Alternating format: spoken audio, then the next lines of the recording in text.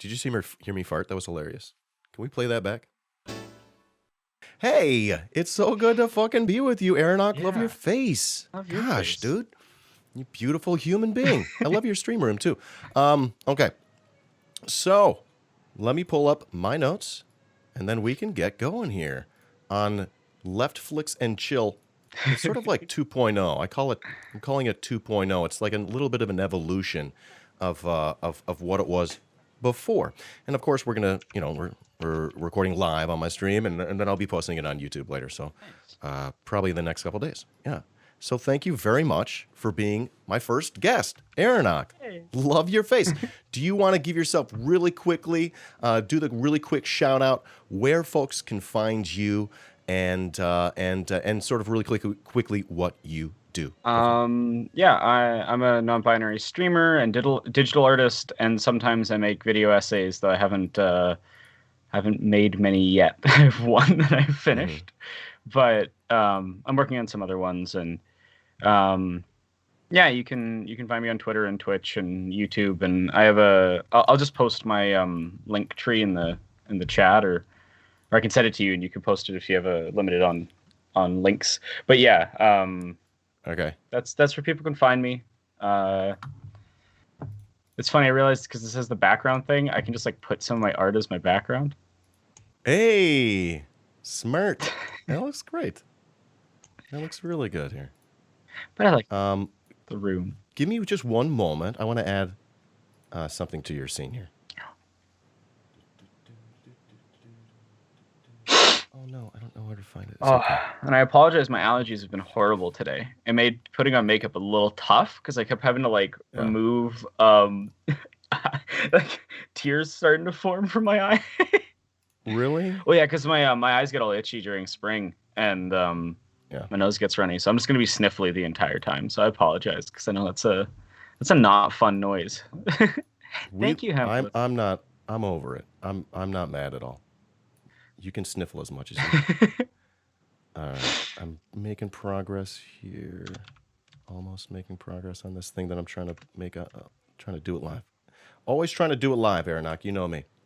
You do it live. Oh, you fucking do it live. We'll do it live. We'll fucking do it live. I love that clip. It's so perfect because it's that the curated person's persona just completely falling apart live on TV, and it's so perfect because you just get really a good idea of what this person thinks about the people they work with, and just like really, it tells you exactly what rich fucks are like. Dude, they are some rich fucks too, right? Yeah, I mean, wasn't he like what was he the host of? I'm trying to think. The O'Reilly Report. What was it? Yeah. O'Reilly Show. I can't remember. Yeah, but anyway, like a lot of money and a lot of power, and it shows in how he behaved. Like, that was like current events back then, though, right? That was way back when. Well, that's way back when he like current events, politics and stuff, and made a shit ton of money doing it, and was in charge of the show, and like, it's just really obvious the instant that people like that have the the pretense of being observed removed for a second. They get really clear about what they think about other workers and about their power dynamic, and they just will express that power in whatever way it can. It's like there's been interesting studies on the psychology of abusers and sexual assaulters and stuff, and the relationship that power has to do it. And like primary motivator is usually an expression of power, not of sexual gratification. And that's why you see so many people in Hollywood doing that type of thing. It's because they just have the power to do it. Obviously, you wouldn't solve all problems by removing that, but it tells you a lot about how capitalism and hierarchical systems can quite literally directly lead to abusive behaviors from individuals. Yeah, it's fucked up. People are fucked up. Love it. No, I love you're talking already about structures of power. This is brilliant. This really does segue beautifully into the show and the format here that I want to get into. I got some series of questions for you. That's not the scene. I want to go. All right, that fits in nicely with those questions I have for you here. Let's go ahead and get going. I do want to talk to you, Aranock, a little bit about your pathway to leftism and some of your current projects in just a bit. Let's talk about your pathway to leftism. I'm a new leftist. I think I've shared that pretty openly on the channel. Feel free to take a minute or so, however much you like, and let the audience know how you came to anti-capitalism, which is sort of how we're defining leftism, at least on this channel, for the sake of clarity. Let folks know. That's a pretty good way of defining the broad left. There's a lot of different things that are related with it, but generally leftist thought is defined as the critique of capital and capitalism. It's not always the same critique or in the same way, but we all agree with the reality that we need to dismantle the current power structures that we live under. For me, I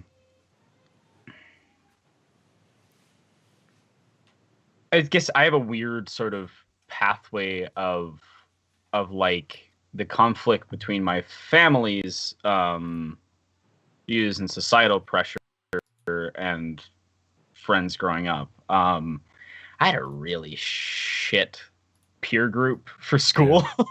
Oh, and most of them were pretty like right wing and stuff, and so I was always the most leftist person, but maybe not always fully anti-capitalist and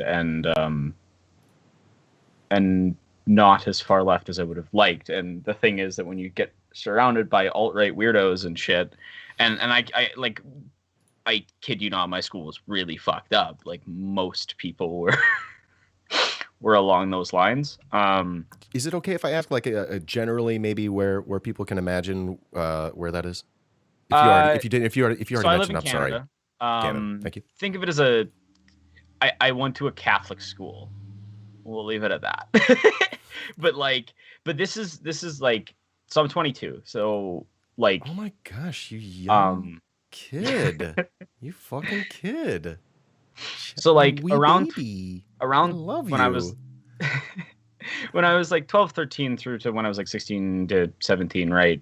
That's when like the rise of the online right really starts happening, the alt-right. And the way it drew in a lot of the kids around me is that a lot of them had dealt with abuse and other problems. And my school was really bad at handling any sort of real power structure things. And so I experienced a lot of both abuse from my peers, but especially from the systems of the school, for being neurodivergent, for being queer, even though I wasn't out. You could tell I was queer. Okay. Everyone could tell. So I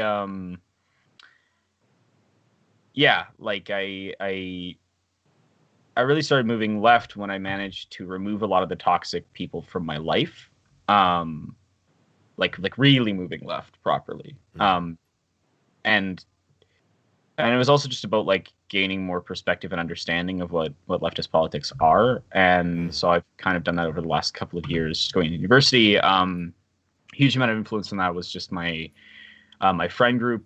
I made a lot more friends who were queer, and unsurprisingly, queer people, we generally lean left because we intimately understand the experience of disenfranchisement from capital and how its power structures negatively impact us. And so a lot of the friends I made through computer science were communists of varying schools, and with a lot of actual theory research on these topics, because a lot of them had taken courses and then gone off and read a ton of other theory after that fact.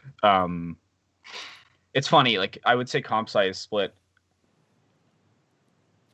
between two major factions. Like there's very little centrism going on. It's very like hardcore ANCAP, super capitalism, or like very communist minded people, and there isn't much of an in between. It's a weird environment.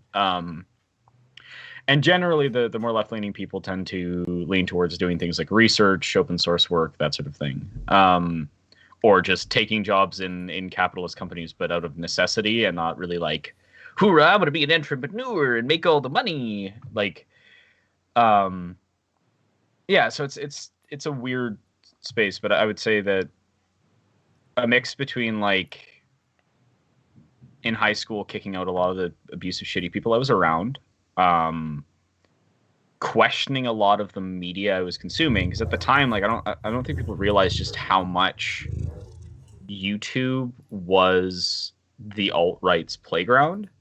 And like the way you'd get shoved towards it would be you'd watch some film reviewer, and the film reviewer would be like, hey, this person's cool, go check this person out. And that person would be like a shoe on head or one of the others that were kind of along that pathway. And then they'd be like, hey, go watch Sargon of Akkad.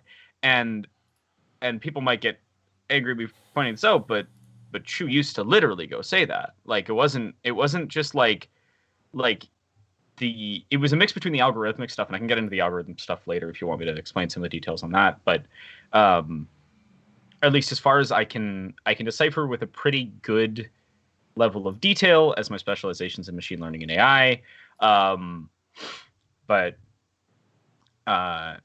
Yeah, so you were kind of encouraged to go in that direction of going and watching those people, because both the people you were like, basically it was hard to avoid it almost, between the algorithms recommending stuff and the people recommending it.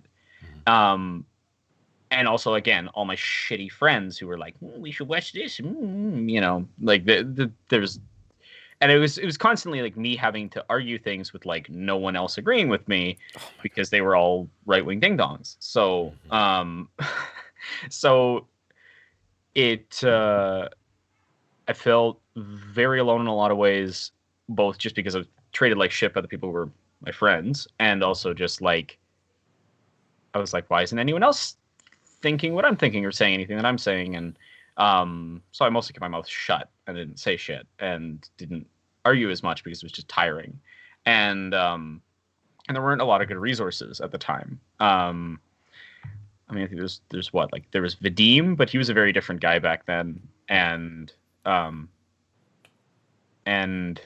like that's, I've actually had a conversation directly with Vadim where Vadim talks about like some aspects of like how hard it was to be able to say anything leftist online at the time, and how he somewhat regrets both not waiting longer until it was more popular to be like more explicit with his politics, and not just critiquing the atheism, or like he's talked about some of the ridiculous attack stuff that was made by the other people that were on at the time. But yeah, so I remember always being the one that was questioning the most, but I didn't really have a lot of good resources for how to question these types of people. And then Jordan Peterson came around. Uh-oh. And I finally like really, and I don't know why it was Jordan Peterson where it like really clicked that like what they were doing and how their rhetoric was working. Maybe it was because Jordan was somewhat coherent. He's fucked up and he's got a lot of shit opinions, but you can at least like examine them a little bit more than, because he's almost more weaselly, and it makes it more easy to tell like what he's trying to hide, if that makes sense. And it was interesting. Like I just, that's when I started trying to find other content creators, and I think probably around then would have been when I first like encountered stuff like Philosophy Tube and H Bomber Guy and a lot of other people like that. So, but for a long time, it was basically just me on my own being like, this is fucked up. Like, this feels kind of racist and shitty to Muslim people, but I can't really place my finger on a lot of these details of why, because I don't have any other resources. And when you're only hearing things from the opposite side and trying to critique it from that level versus like trying to build your own cohesive worldview, it's limiting. So I'm really happy that like by the time I was going into university, there was actually better things to watch and better things to engage with. And from there, if you want to move to like how I transferred to being on the online left and actually engaging with politics stuff. Sure. So how do I I'm going to start with family history. My grandfather left England because he was sick of the class problems that he was dealing with there, came to Canada, and spent most of his career as a professor fighting for equality in academia. Um, and he was just an awesome guy in general. And so was my grandma. She followed a lot of those things as well. My nan and my papa are like old school hippies, like like we're talking, like active politically old school hippies. Not the like just goofy smoke weed, but they also do that. It's legal here. Based. Congrats.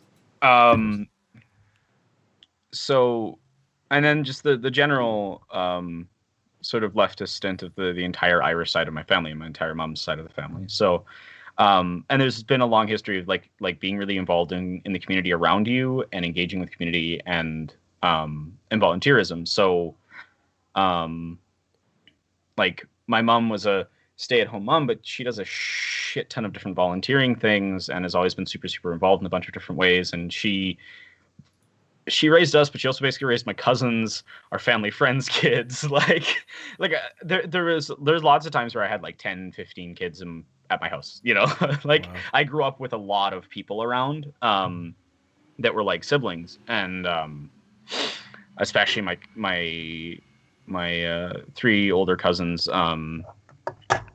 So yeah, I have 2 siblings, but I feel more like I have like 3 more than that. I have like 5. And so there's a mentality there about like giving back to communities that you've engaged with. When I was 12, my knees started getting worse. Started losing the ability to run safely without re-injuring myself, and I was realizing that I might not be able to play soccer for very much longer. And I loved soccer. I'm so sorry. So the technical director of the club recommended I go try to do the coach training stuff, even though I was absurdly young. I was the youngest certified coach in the province at the time, and I started working as a coach when I was 13 with 5 and 6 year olds. I was a weird kid. Like to explain, like I was more more serious even then than I am now. But now I know how to goof around and whatever. I like matured backwards. Yeah. And so I was always a very responsible kid, and yeah, so I've been in a position of having to deal with really complicated ethics from 13 years old. Probably not maybe the best thing for most people, but for me, like when I was volunteer coaching at the time, and it was like work, like you had to have certification. There's a lot of things that went into it, and eventually I started getting paid for it like 2 or 3 years after that. And so I really started like making money when I was 15, working a job, and coaching's hard, and it requires a lot of different skills, and I'm really lucky that I got to do those things, that there was a resources to put me in the position to start doing those things when I did. But yeah, it gives me a different perspective than most people, because there's a lot of times where I had to be the mature one interacting with adults when I was a kid. And it also meant that I was in a weird position of having authoritative power from a young age. And it also means that you get pretty good at examining the problems with that, because you interact with it. And I don't like having power. It's not something I want. I just seem to inevitably fall into having it to some degree. So you hear to hear, folks. First, the off left does not want to have power. Should we let them have power? I wouldn't say I'm off left, but yeah, I You said authoritarian. I'm using your words. No, but yeah, like when, and so to me it was more about engaging with it as a mentor position, and about having a relationship with athletes rather than having a power over athletes. And I try to avoid that as much as possible. And you need to like properly respect athletes and understand that you're having a relationship with them, that it's a two-way street, and that you need to help. You're helping them on their journey, right? Like you're a guide on a path. You're not the commander of a ship. Like they're just two different mentalities, and Ash. Sorry, my friend saying reveal this outcome. So beautiful. Yeah, I started coaching because I wanted to give back to a community that had given a lot to me, because I felt a moral responsibility to engage with the community that I'd been a part of for a long time. To me, I think it's just like the right thing to do. And when I was kind of coming to the end of my athletic career period, because my chronic illness was getting worse, post Canada Games, I took training and became a rowing coach, and I've worked for as a rowing coach, like the head coach for several clubs. And that's a weird dynamic as well. But again, it's like, to me, it's just about giving back to the community that has helped me, because in a lot of ways, rowing saved my life. Like sports saved my life, because I had no one outside of my family members that like cared about me or treated me with any deal of respect. And I had nothing that was really engaging me. And I was in a dark fucking place going into high school. And rowing really helped me get through that and get a more healthy view of myself. But a rowing shell requires, at least a team shell requires, becoming a greater part of a whole. There are no individuals in a rowing shell. There is only the crew. And it results in a very intimate experience of how working together makes you better as an individual. And also just like when you're in a very, very healthy, and there are toxic sport spaces, but when you're in a really healthy sports space, like my rowing club was, it's incredibly supportive. And it was also a unique space just in that like gender didn't really matter, in a lot of ways. Everyone just competed with each other to be the fastest. I mean, yeah, when you go to competition, you get lumped in with like by gender generally, unless it's a head race. But when we're training, we just trained against whichever boat was closest to us in speed. And we spent all our time together. We were really like our rowing team was very, very close. And so it was both good in that aspect, because I'd always found the weird separation between genders just didn't make any sense to me. Big surprise, I'm non-binary. I didn't really get I'm like, I don't get why you're you're all being like, we're so different. And they're like, you're not. But the weird, like, girls have cooties bullshit that kids do and whatever. I just never understood it, and I just hung out with everybody because they're just cool people, whatever. So, like the mentality was always pushing each other to be the best that we could be, not beating each other for our own self-gratification. Like it's a bad thing when another athlete has a bad day and you beat them because of that. Like you don't want that. What you want is them to do their absolute best. And if they beat you, then they fucking earned it. And that's awesome. Like when we finished our race in the pair final at Canada Games, I want you to picture. So I'm weird. I was a lightweight athlete and I used to compete in heavyweight events. So like I was in the lightweight 4, the heavy 4, and the heavy pair at games. So I'm a pretty thin for a rower, like agile. But I want you to picture a bunch of 6'4", 6'5" monster men, like sweaty, sport, right? Giving each other hugs and crying on a dock because they like respect each other that much and just felt that positively towards each other after a race, right? Like that's not the mentality that a lot of people have with the concept of competition, because in rowing, competition isn't about tearing each other down.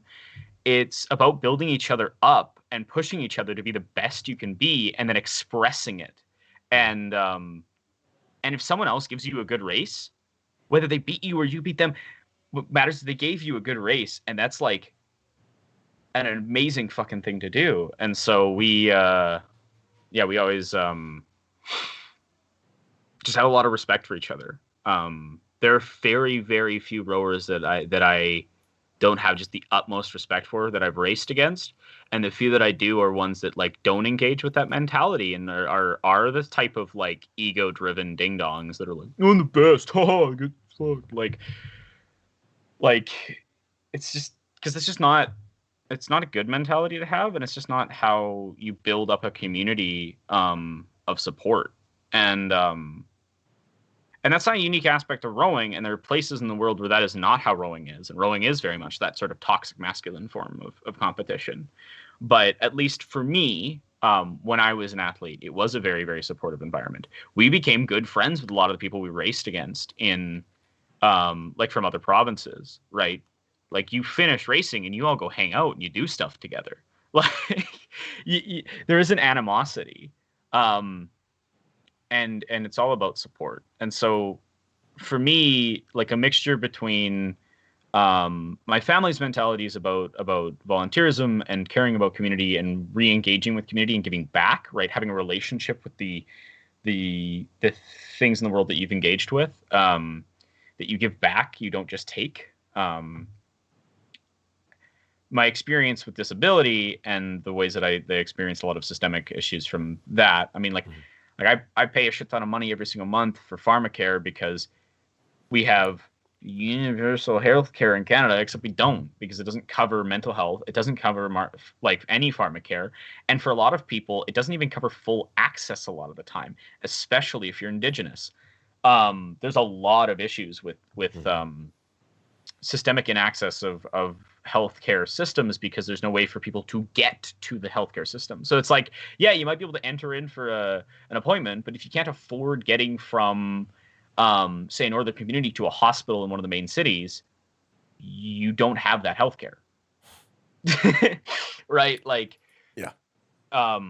It's been a big problem here in the province that I live in because we used to have a provincial busing system. They shut that down. They sold off the company and it got torn down. And now a lot of northern communities have no way of getting down to the south. Well, guess what most of those northern communities are?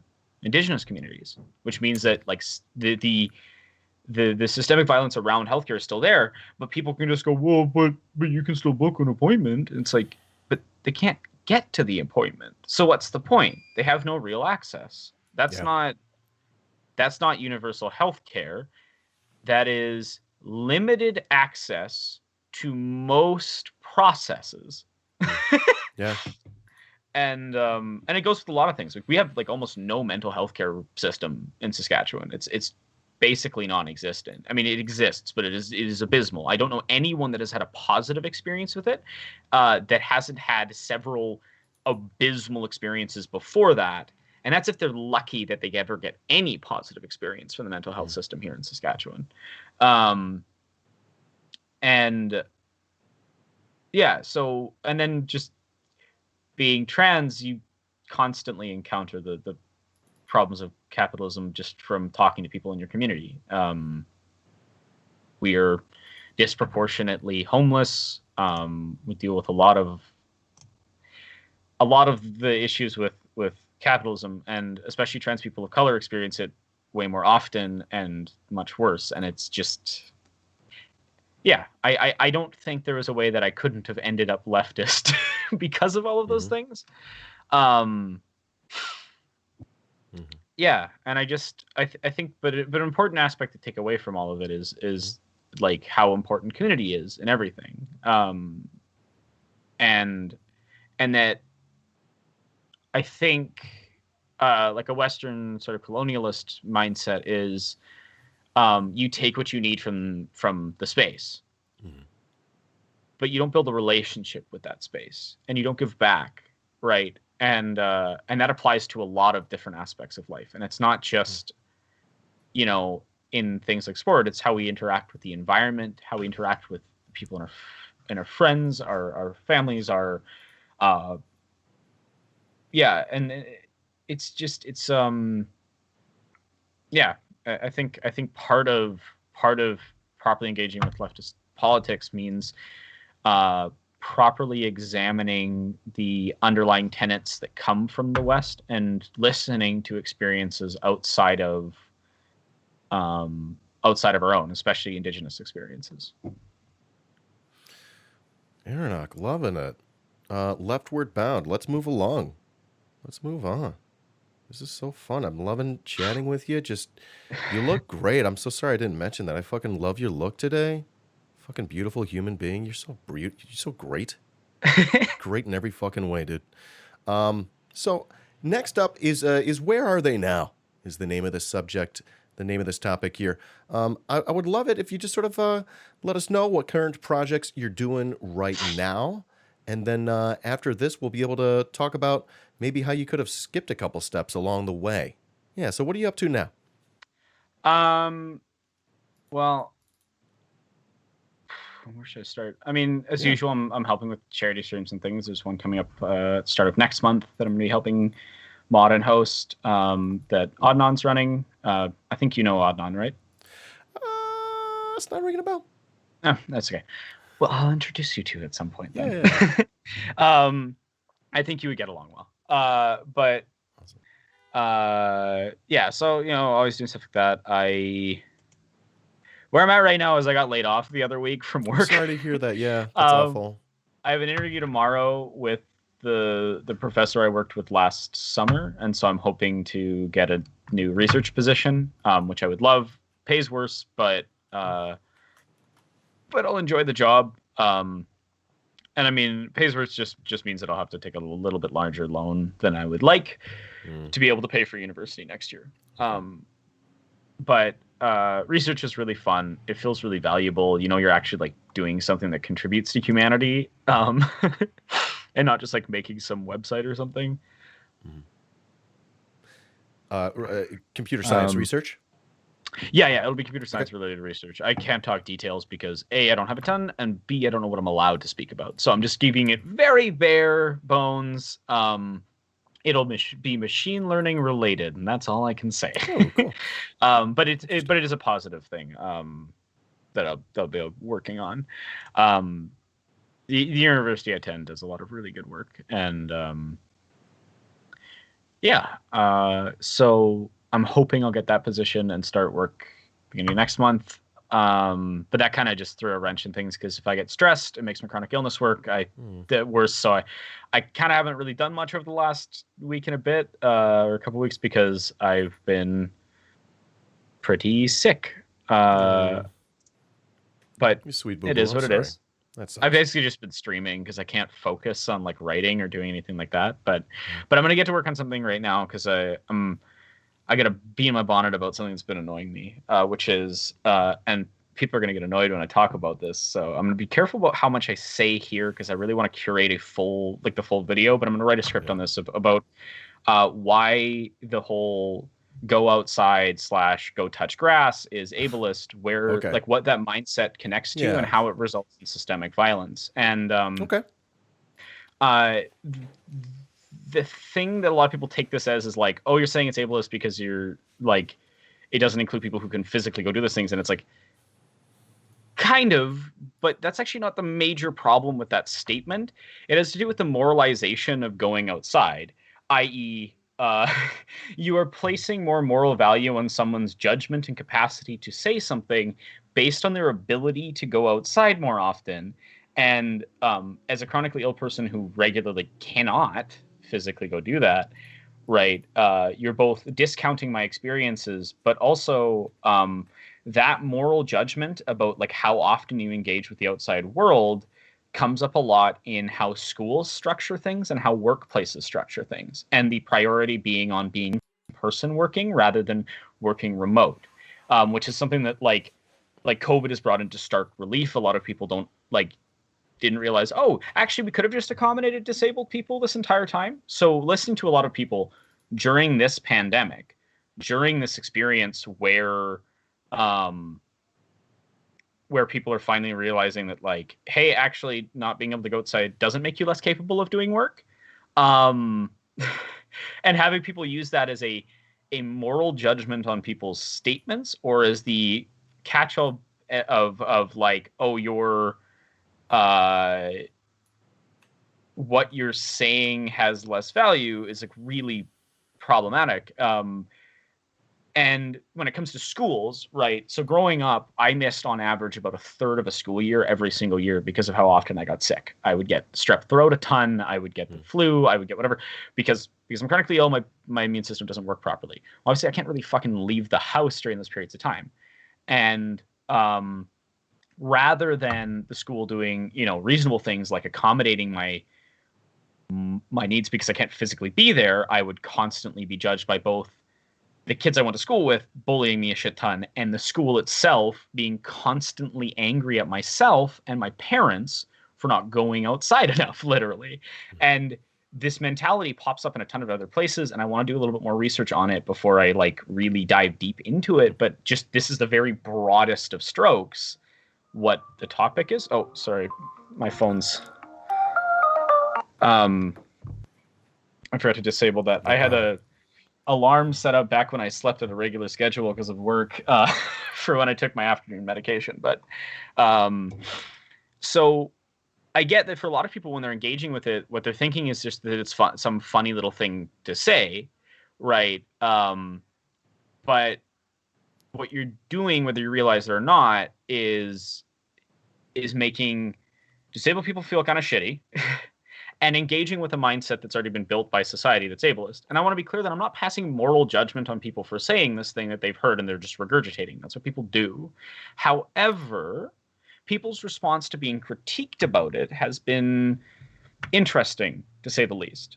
When a larger disabled creator tweeted a pretty banal thing about how it's ableist, a mass amount of people dogpiled them, harassed them, were misgendering them, sending them transphobic death threats. Like, and this person's my friend, and it fucking drove me up the wall because all the disabled creators I saw were going, no, he's right. This is right. Like, and the fact that so many people, their first response to just hearing the words, hey, go touch grass is ableist, was to start getting their fan bases to pile onto this person, was a scary moment. So I wanted to wait a while before saying anything about this topic because I knew that people were too emotionally attached to it at this point to engage with it. And again, and this is like really important, I'm going to talk about in the video. It's like when we talk about something being biased or coming from a bigoted place, it isn't necessarily a fucking moral judgment on anyone that is engaged with that, because we're taught that shit by society, right? Like, as I was talking about, that mentality of like, oh, if you don't go outside enough, you're not being as good of a person. It's learned. It doesn't come out of nowhere. And it pops up in a lot of systemic situations as well, right? Like, I know personally for me, I've had friends, abled friends, who have like almost ended friendships with me because I couldn't hang out as much as they wanted, or they would decide that I was being lazy or whatever for not leaving the house, or that I was purposefully not leaving the house because of them and not because of my chronic illness, when all I wanted to do was leave the house. And so, like, this mentality shows up a lot, but because you don't have to engage with it when you're not disabled, you don't feel it in that way, which is understandable because you haven't had that experience. You don't have that lived experience to engage with it in that way. And like, as I said, I think a lot of people are going to get very angry at me when I post this if they don't watch the entire video. And but my hope is that enough people will see the entire video, and actually engage with trying to understand what I'm saying and what a lot of other disabled people are saying. But yeah, I was even worried just about tweeting that this was something I was going to work on, because I was like, I'm probably going to get harassment for this, but I'm gonna go for it anyway, because I think it needs to be said. I think it needs to be engaged with. Like, it's really telling to me not that people will say things that are ableist or bigoted, because we're we're all having to unlearn that stuff. I've had to unlearn things like that constantly, right? Internalized ableism was a huge part of my mental health issues when I was growing up, because society told me I was lesser for who I was. And it's really hard to ignore that message when it's shoved in your face constantly. Mm-hmm. But so trust me, I'm not going to like tell you you're a terrible person because you haven't magically unlearned everything without being told. I'm telling you about these things, whoever this person is, like hypothetical person is, because I want you to change and I believe you can change. Otherwise, I wouldn't bother saying anything. Like I'm not going to tell. I'm not going to bother trying to explain to a TERF why something is, transmissic, because a TERF isn't going to care. I might explain it when a TERF does that so that other people know, but like, so if I am saying, hey, this is a thing, you should be aware of it, it is not a moral judgment of anyone. It's a piece of information that I hope people will internalize. But people's responses to that are really telling. If your first response, when you don't understand why someone's saying something is ableist or transmissic or bigoted in any other way, is to get angry towards that person, you're angry at the wrong thing. Take a step back, take a breather, right? Even if the person is wrong, which they weren't in this case, but even if they were, is you getting angry at it going to contribute anything to the situation, help in any way? And if you have a fan base, do you seriously think it's not going to result in really directly bigoted stuff being said to this person? And that's an important aspect. Yeah. Yeah. So I'm trying to figure out how I can tie this in there. I was wondering, like if you could look at where you are now, and what you're working on, and the things that you've been arriving at in whatever way, shape, or form you have been. What are some ways that perhaps you could have hashtag be best sooner? What ways could you have, if you had the chance to talk to a younger version of yourself, what ways would you be able to maybe try to help your younger self skip a few steps? I think the first thing for me anyway would just be telling that younger version of myself that you deserve to love yourself. I had a lot of internalized hatred and about my identities, about my experience, and that results in some pretty shitty views of the world, because your brain has to try to justify this, right? So yeah, I would say that, like, that, and then the second thing would just be go learn queer theory, and go listen to indigenous activists and read indigenous theory from indigenous people from around the world. I genuinely believe that most leftists are failing their engagement with theory by only engaging with a specific strain of European theorists. Whether or not you agree with these individuals and things, expanding that mindset is going to help you a lot in engaging with any sort of leftist thought. Like, you should go and try to learn as much of different perspectives as possible. There's a book that Ash in chat was actually recommending me last night that I want to go read. I think it's Braiding Sweetgrass. That's Icon for short. If Ash, you want to confirm that's the correct title of the book? We were chatting about it last night, but it covers a lot of these topics that I've luckily been able to learn about more from talking with Indigenous friends of mine. I hope that's the correct. Of course, I pulled up Amazon. Oh yeah. Gosh, it's dude, what's wrong with me? but apparently there's a good version where the author herself is reading the book. So if you want to, like, I'm gonna try to get a hold of the audio book. Perfect. Okay, we do have the right book. Awesome. So that's but for me, I've been very lucky. Like, my I was talking about my grandfather was a professor, and my grandpa and my grandma, one of their best friends is Dr. Carla Jessen Williamson, who is absolutely brilliant Indigenous studies professor. She's Inuit. She's spoken at the UN about Indigenous issues. I've been lucky enough to have that as a presence in my life growing up. That means that I have access to certain conversations that other people wouldn't have had, and I appreciate those more now. I wish I'd appreciated them more when I was younger, and I'd talk to her more.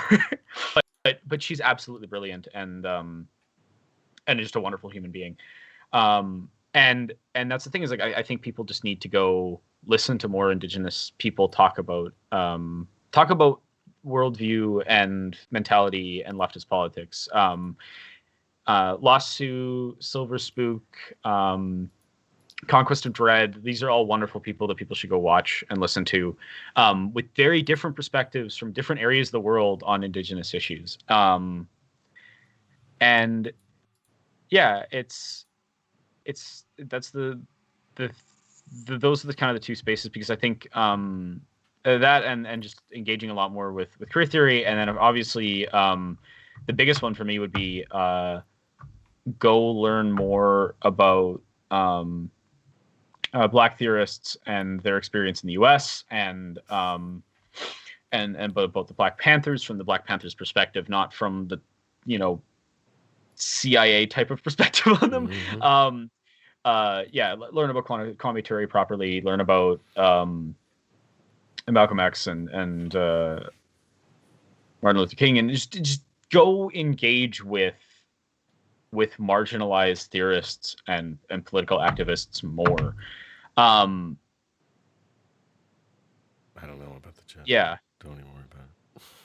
So I think it's just that if I was to go talk to my younger self to try to get them to learn more and expand their understanding of the world more, that's what I would do, is just really, really, really encourage listening to more marginalized voices. And then obviously, yeah, is that going to require me to read Aranock? Because I don't read. No, this is actually an important aspect. That's why I don't love the phrase "go read theory." I say go engage with theory. Engaging with theory means a lot of different things. It might mean going and talking to people who are more knowledgeable about the topic, right? It might mean listening to audiobooks.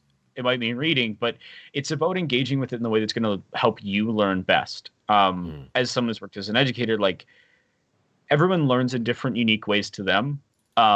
If you can do yourself one favor, it is to try different methods of learning and find the ones that engage you the most.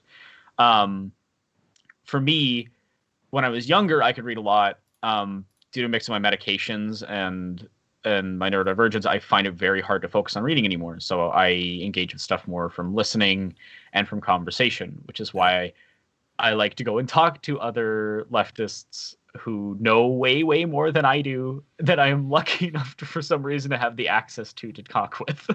Exactly.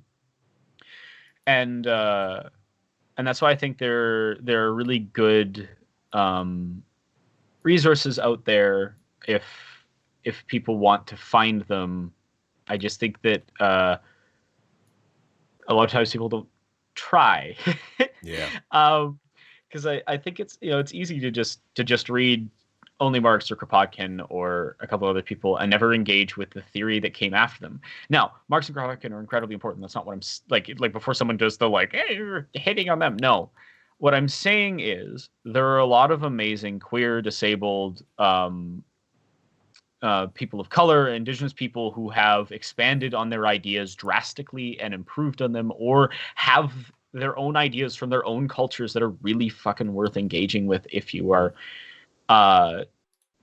doing leftist politics. And this is an important point too, and this is something that I think more people need to get through their heads, is politics is not something you are, it's something you do. I get that from Zonzi, who's a fucking wonderful creator who does a lot of good conversation style stuff as well, and I have a lot of respect for it. And like, this is why I don't put labels on myself, because I don't think it's productive most of the time beyond saying I'm a leftist. What I'd rather talk about is how I engage with politics, or how I do things, and what my purpose and goal is, and action. Right now, as a disabled person, I'm kind of limited in what I can do in a physical space. But what I can do from an organizational standpoint is still really helpful. I'm really good at engaging with charity streams and helping with those types of things. I'm good at connecting different leftists with each other to get resources. Like I literally was helping some friends yesterday connect with each other because one of them was in need and the other person had the skill sets for that. And I'm a half decent propagandist. I can talk good sometimes. I put the words in a string of sentences that make some sort of sense because my brain is weird and I'm autistic, and one of my special interests growing up was linguistics and literature, and so I read a drastic amount. Like I don't think people realize how much I simplify my language to not sound like I'm regurgitating a thesaurus all the time. Because when I was a little kid, I talked like I had just like enveloped a thesaurus in my brain and would just use the most exaggerated terms possible that were just like completely pointless, because most of the time when you're actually communicating stuff to people, you should keep it as simple as possible, as direct as possible. But having that vast vocabulary allows you to choose the right words for the right time at times, and it allows you to expand your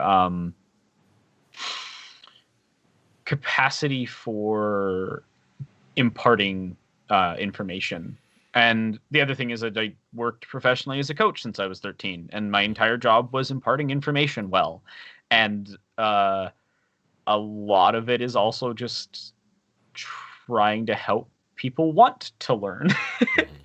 So I think I can bring some value in that way. But I also want to be clear about something, and this is another thing that I find annoying about a lot of creators is I am not a figurehead. I am not the central voice in any sort of political movement, and I should never be viewed as that.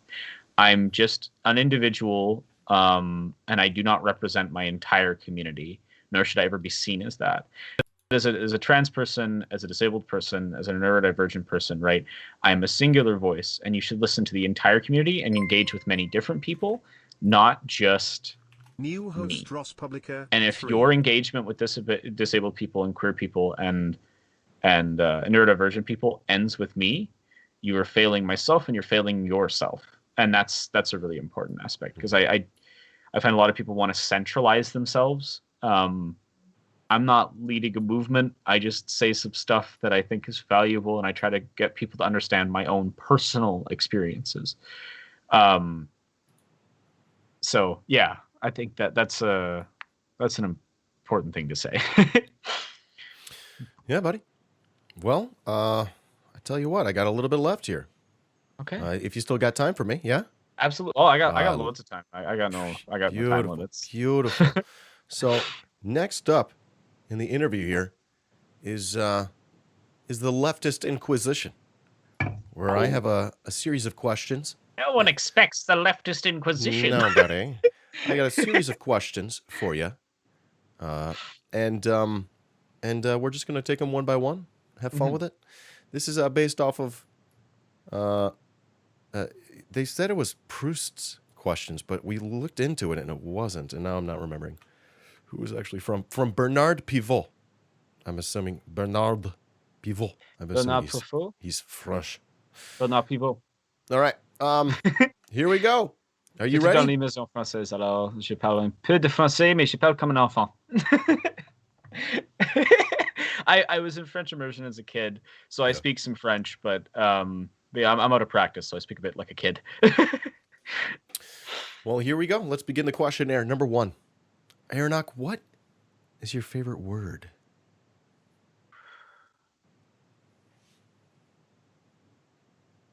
Love.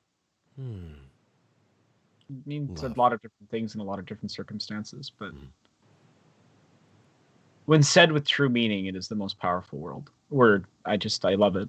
I love it. Aranock, what is your least favorite word? I refuse to say it aloud, but retard. I despise that word with a burning passion. My channel was just I just got TOS because you spelled the word on my channel. Thank you, Aranock. Oh no. That reminds me. I got to tell people about no TOS. Anyways, Yeah.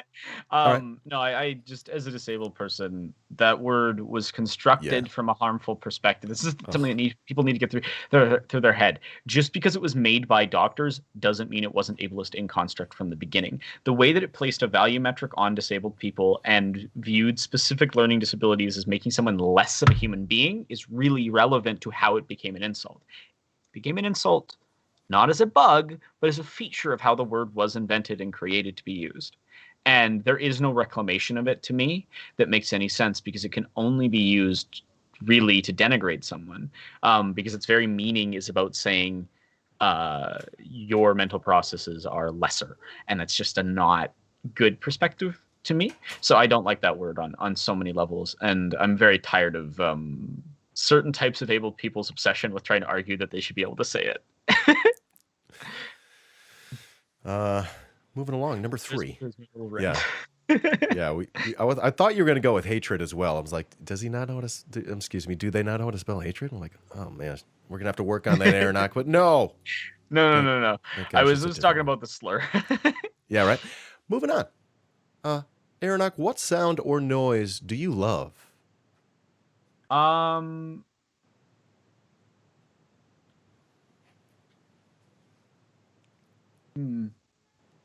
There's this noise my dog makes. Yeah. It sounds like, and it's the cutest fucking noise ever. Yeah. And she does it when she's displeased with the lack of snuggles, or other things to express her attention. She has a bunch of funny, cute little noises, and I just love her so much.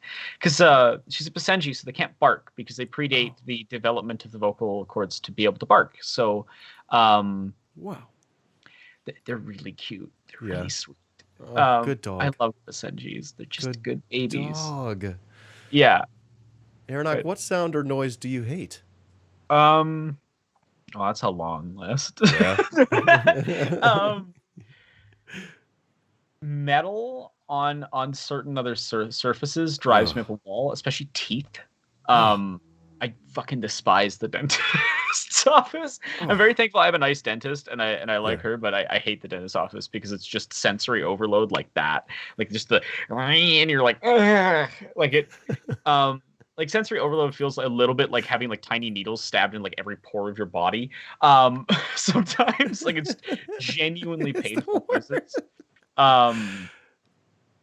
this bandsaw that they're building a house beside my house that for like a half a year that they would turn on, and like that specific like frequency of bandsaw, because my brain connects it to like my sleep being ruined. I just despise that so much. So anytime I hear the bandsaw, I'm like, tense. And it's not like it's not just that it's a power tool, it's like that specific one, because it was when I was still working as a coach, when I was still physically capable of doing that, and so I'd have to get up really early in the morning, and I'd go to bed late because I coached the late rows and the early rows. So I'd come home around 7 a.m. after first row, and I finished the row, like the coaching, and I'm just dead tired, and I go to sleep, and then at 9 o'clock I'm like, I'm actually going to walk outside. Some choice words. Yeah. And then all sorts of other like common irritating noises, but and chewing noises. I don't like chewing noises. Wing. I think I skipped a question. What is your favorite drug? Did I skip that? I think I skipped it. Sorry. Went out of order. I really like specifically CBD for dealing with chronic pain and anxiety. It helps me a lot. So when I'm having a rough time, I usually just go get some CBD edibles from the dispensary. Again, I'm in Saskatchewan. It's completely legal. I've literally only purchased legal weed. I can actually say that genuinely. Yeah. But yeah, I don't really take much drugs as I'm with my messed up digestive system. I haven't really consumed alcohol much in years. I like alcohol as a flavor. Like there's good drinks out there when you get the right drink. I'm trying to think of a good example. Like like I really like Krabby's ginger beer or like a really good Yeah. gin and tonic. There's this gin distillery in Saskatchewan that makes some Earl Grey gin, which Yeah. is, sounds weird. Makes the best gin and tonic you've ever consumed. It is Nice. magic. Oh, nice little. Yeah, I can see that.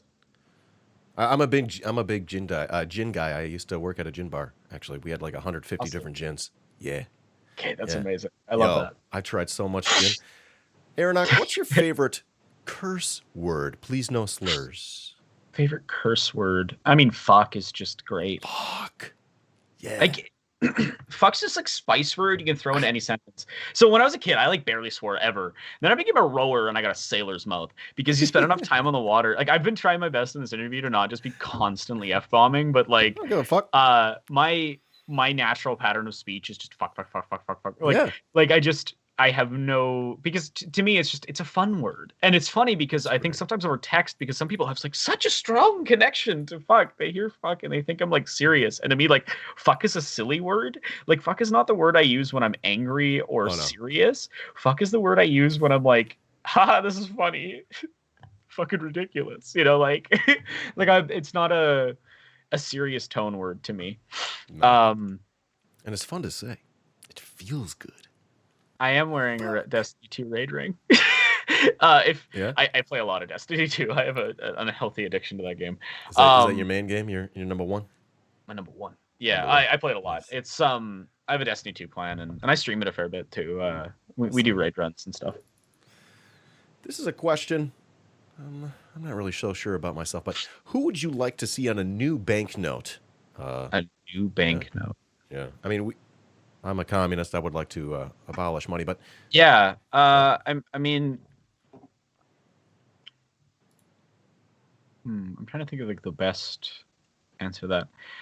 I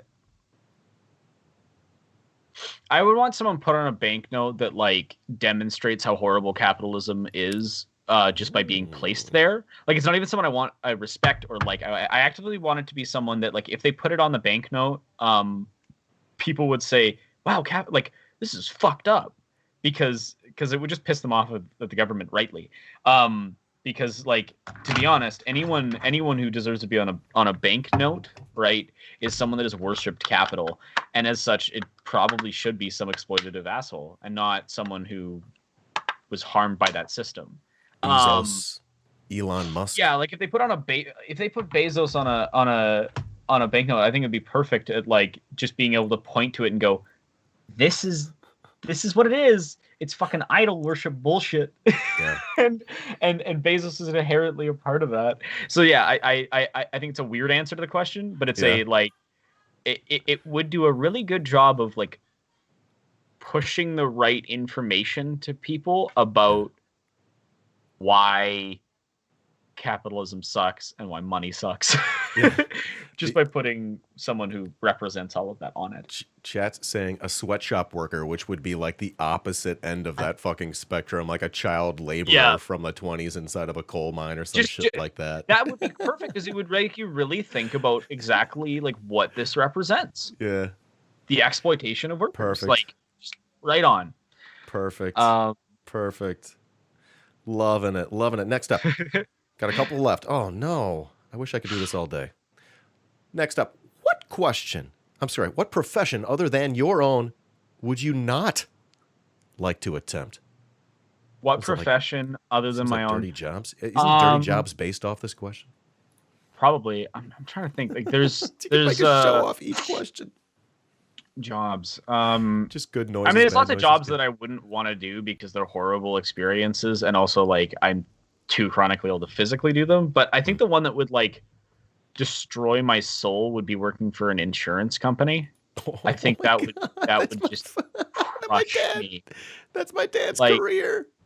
Like and it's specific types of jobs with insurance companies like that. And anyone that does like collections type things, like anything where you're engaging with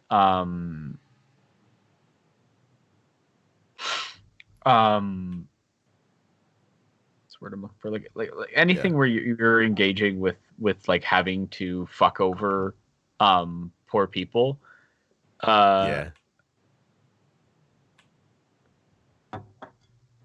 Yeah. Yeah. Yeah. Landlord. Something like that. The weirdest thing from chat. Like what? Yo, I have no idea. Sometimes People I are have no so idea. weird. For I'm 2 gonna give him some time milliseconds. off. Yeah, Yeah. yeah, but I'm just gonna for give him 2 some time seconds. off. People's weird entitlement to specific interaction with streamers is so odd Yeah. to me. It's like, Yeah. wait, you're watching an interview, Yes. right? Like we are engaging with chat, but we're also Yeah. having a conversation, and we're not interrupting that conversation to engage with chat. And Yeah. Like for start a you to new be like, conversation. oh, you haven't responded to me fast enough? I I'm feel leaving. excluded. Like, Oh my God. uh, Now you're included, you asshole. okay. Like I don't like it wasn't like you were saying anything What that the fuck, like dude? added to the conversation. Yeah. I don't even know who that is. I can't even say they're in my community. Okay. Yeah. What can you do Currently here? have your nightmare job. Oh, All right. billing for a healthcare company that does ABA. Oh, that's hell. To anyone who doesn't know what ABA is, ABA is No. I'm gonna look it up so I don't fuck it up. I know All right. I can discuss the topic, but I always forget the acronyms exact. Applied behavioral analysis, which is a bullshit thing. What it basically is you abuse an autistic person anytime they do something autistic, and I'm not exaggerating when I say abuse. You can actually look up the research on this. You basically just abuse them anytime they do an autistic thing so that they stop doing autistic behaviors. It doesn't work. Long term, once the person enters adulthood, it actually makes dealing with social situations worse, not better. It drastically increases rates of PTSD in autistic people. Autistic people who have gone through ABA have almost, I think, 2 to 3 times the rate of PTSD. I think the exact value was 2.1 times or something like that in 2 different independent researches done in different countries. So it drastically increases PTSD. It increases suicide rates by drastic amounts. You can look this up, like look up the research on ABA harm. Go read the research papers because I'm heavily oversimplifying how harmful it is. But like it destroys people's lives for their entire life just so that they can behave a little bit more like a neurotypical kid for 10 minutes for the comfort of their parents. It is a horrible practice primarily pushed by Autism Speaks, a eugenics group that actively wants to cure autism out of existence. You taught me about them. It was like disgusting what I learned that day.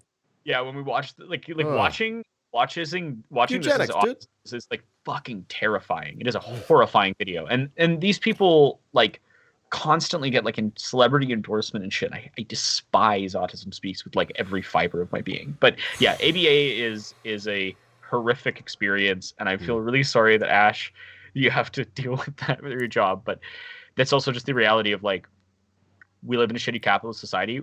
We all have to do things we dislike just to be able to survive, unless you're fucking rich. In which case, you're still doing something that I would dislike. You're existing off of the exploitation of other people, but you're not actively having to do things that you dislike. Fair. Okay. Next up. A couple more here. If you were reincarnated as some other plant or animal, what would it be? A raven. A raven. Yeah, Nevermore. Yeah. Exactly. Like Poe Raven, or do you got a different raven in, like rapping on the chamber door, or just is that just the general raven in your mind? I think that's the raven. It's just they're all the same. They're very smart animals. They're beautiful. They're kind. They develop relationships with people around them. Right. Ravens are really cool. I love ravens. I've always loved them. I'm not sure why. Most people get creeped out by ravens, and I just don't get it. I mean, yes, they circle around the dead, but like, I don't know. I mean, look at me. Is it overly surprising that I like ravens? I can't see it. Yeah, I can't see it.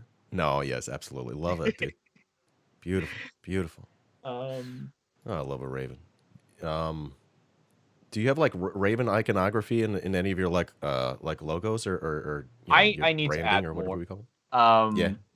Yeah. The channel in my Discord for Twitter stuff is called Raven's Caw because birds. There you go. You maybe get a badass raven tattoo someday. You into tattoos? You think you might do that? Yeah, I'd consider getting a raven tattoo of some sort. Nice. I want to get a tattoo, but I'd have to draw it myself. I wouldn't be doing the tattooing myself, but I would draw it myself. And I'd have to be happy enough with the tattoo to get it. Yeah. And so I have to get my art to the point where I'm like confident enough to be like, I like this piece enough to put it on my body. But I do want tattoos eventually. Aranock, last question of our interview, of our chat today. If heaven and God exist, what would you like to hear them say when you arrive at the pearly gates?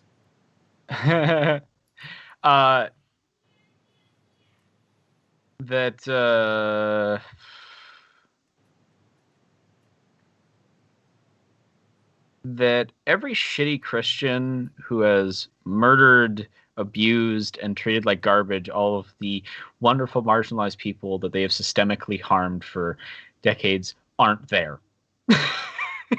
that I don't have to worry about having to exist for all of eternity with them, because if they are there, I'd much rather be in hell. I mean, if all my friends are in hell like they say they are, then I think I want to go there too. Yeah, pretty much. Oh, that's why I absolutely fucking love Lil Nas X's Montero is a brilliant piece. Yes. I mean, like, queer art reclaiming the concept of Satan and hell and everything has been a common thing for a long time. I think a lot of people didn't understand it fully. That like the point is that what he's saying is, if I'm going to hell, then I'm going to murder Satan, become him, and reclaim hell for queer people. Like, that's the message of the video, dude. Right? And that's why he kills Satan at the end. It's a wholesome Christian story. I do stream, yeah. So I absolutely love that piece. And like, I'm not just saying that because I drew myself as the Antichrist last fall, and I feel like it's following the same sort of history of queer art that Lil Nas X is. And I just but I also think it did a really good job of demonstrating to a lot of people who don't pay attention to queer issues just how much and how silly the church, right-wing news circuits, conservatives in general are, and like what they focus on. Like, they just clearly just hate queer people. Like, it's so obvious. And you know, I feel bad that Lil Nas X is dealing with the harassment he's having to deal with, because I can't imagine it's fun to just have constant bombardment with it. But I fucking love him for being just the most like young 20-year-old queer person he could be, and just trolling the shit out of all of them. Like, his interaction with Caitlyn Bennett. Dude, she hates him so much. The hatred just poured out of her fucking fingertips into whatever device she uses to tweet her dumb fucking thoughts, man. She just stepped right in it. Like, so much hatred for you know, a gay black man, and so much hatred for, you know, just homophobia and the racism combined with that one. That one was an explosion. She's aggressively, purposefully ignorant. Yeah. And I mean, to call yourself an ANCAP and be a monarchist is fucking hilarious, but like, it's the ultimate expression of exactly what ANCAPs are, which is arguing for anything that will maintain your position of power and privilege through the guise of the, and it is a dog whistle, the dog whistle of freedom. That's what Caitlyn Bennett does. She dog whistles about freedom to argue for her power. And that's a fascinating thing to watch happen. But this is the thing, is that like, I actually think that like most times when people try to call leftists virtue signalers, it just doesn't apply. Like, it doesn't work as a sentence because it doesn't really understand what virtue signaling is. However, Tucker Carlson, right, constantly virtue signals. To be honest, figuring out like what Tucker actually believes is pretty much impossible. And same with a lot of right-wing things, because they're just so dishonest at all times, and they'll constantly switch their tune based on whichever is going to engage with their audience the best, right? Ben Shapiro hating Trump and then suddenly loving Trump because Trump was the person to support then is a demonstration of that, right? They'll dog whistle about supporting things even when it's actively against their like own personal interests, just to get their audience to believe that that's what they think. And they signal specific virtues. A lot of time those virtues or shit like racism and stuff, Mhm. but that's what a dog whistle is, right? It's signaling Mhm. to people like you that you believe the same things, and they're just gross. Like, yeah, and that's I I don't know. I find most times like people use virtual signal, they don't really understand what it's doing. Yeah. Yeah. Oh no, Aranock. This is Out of question. a lot of questions. That was it. That was the show. That was the interview. Leftist and chill. Aranock, That's you're a so really good fucking format. leftist, and you're so fucking chill. Thank you for I coming try to on. be. Thank you for talking with me. This was such a blast. Really makes me happy that I've sort of just come up with this little interview format, and you were my guinea pig. So thank you for allowing me to use you. I'm guilty of using the LGBT community, and I'm so sorry about that. You can cancel me. No, That's fair.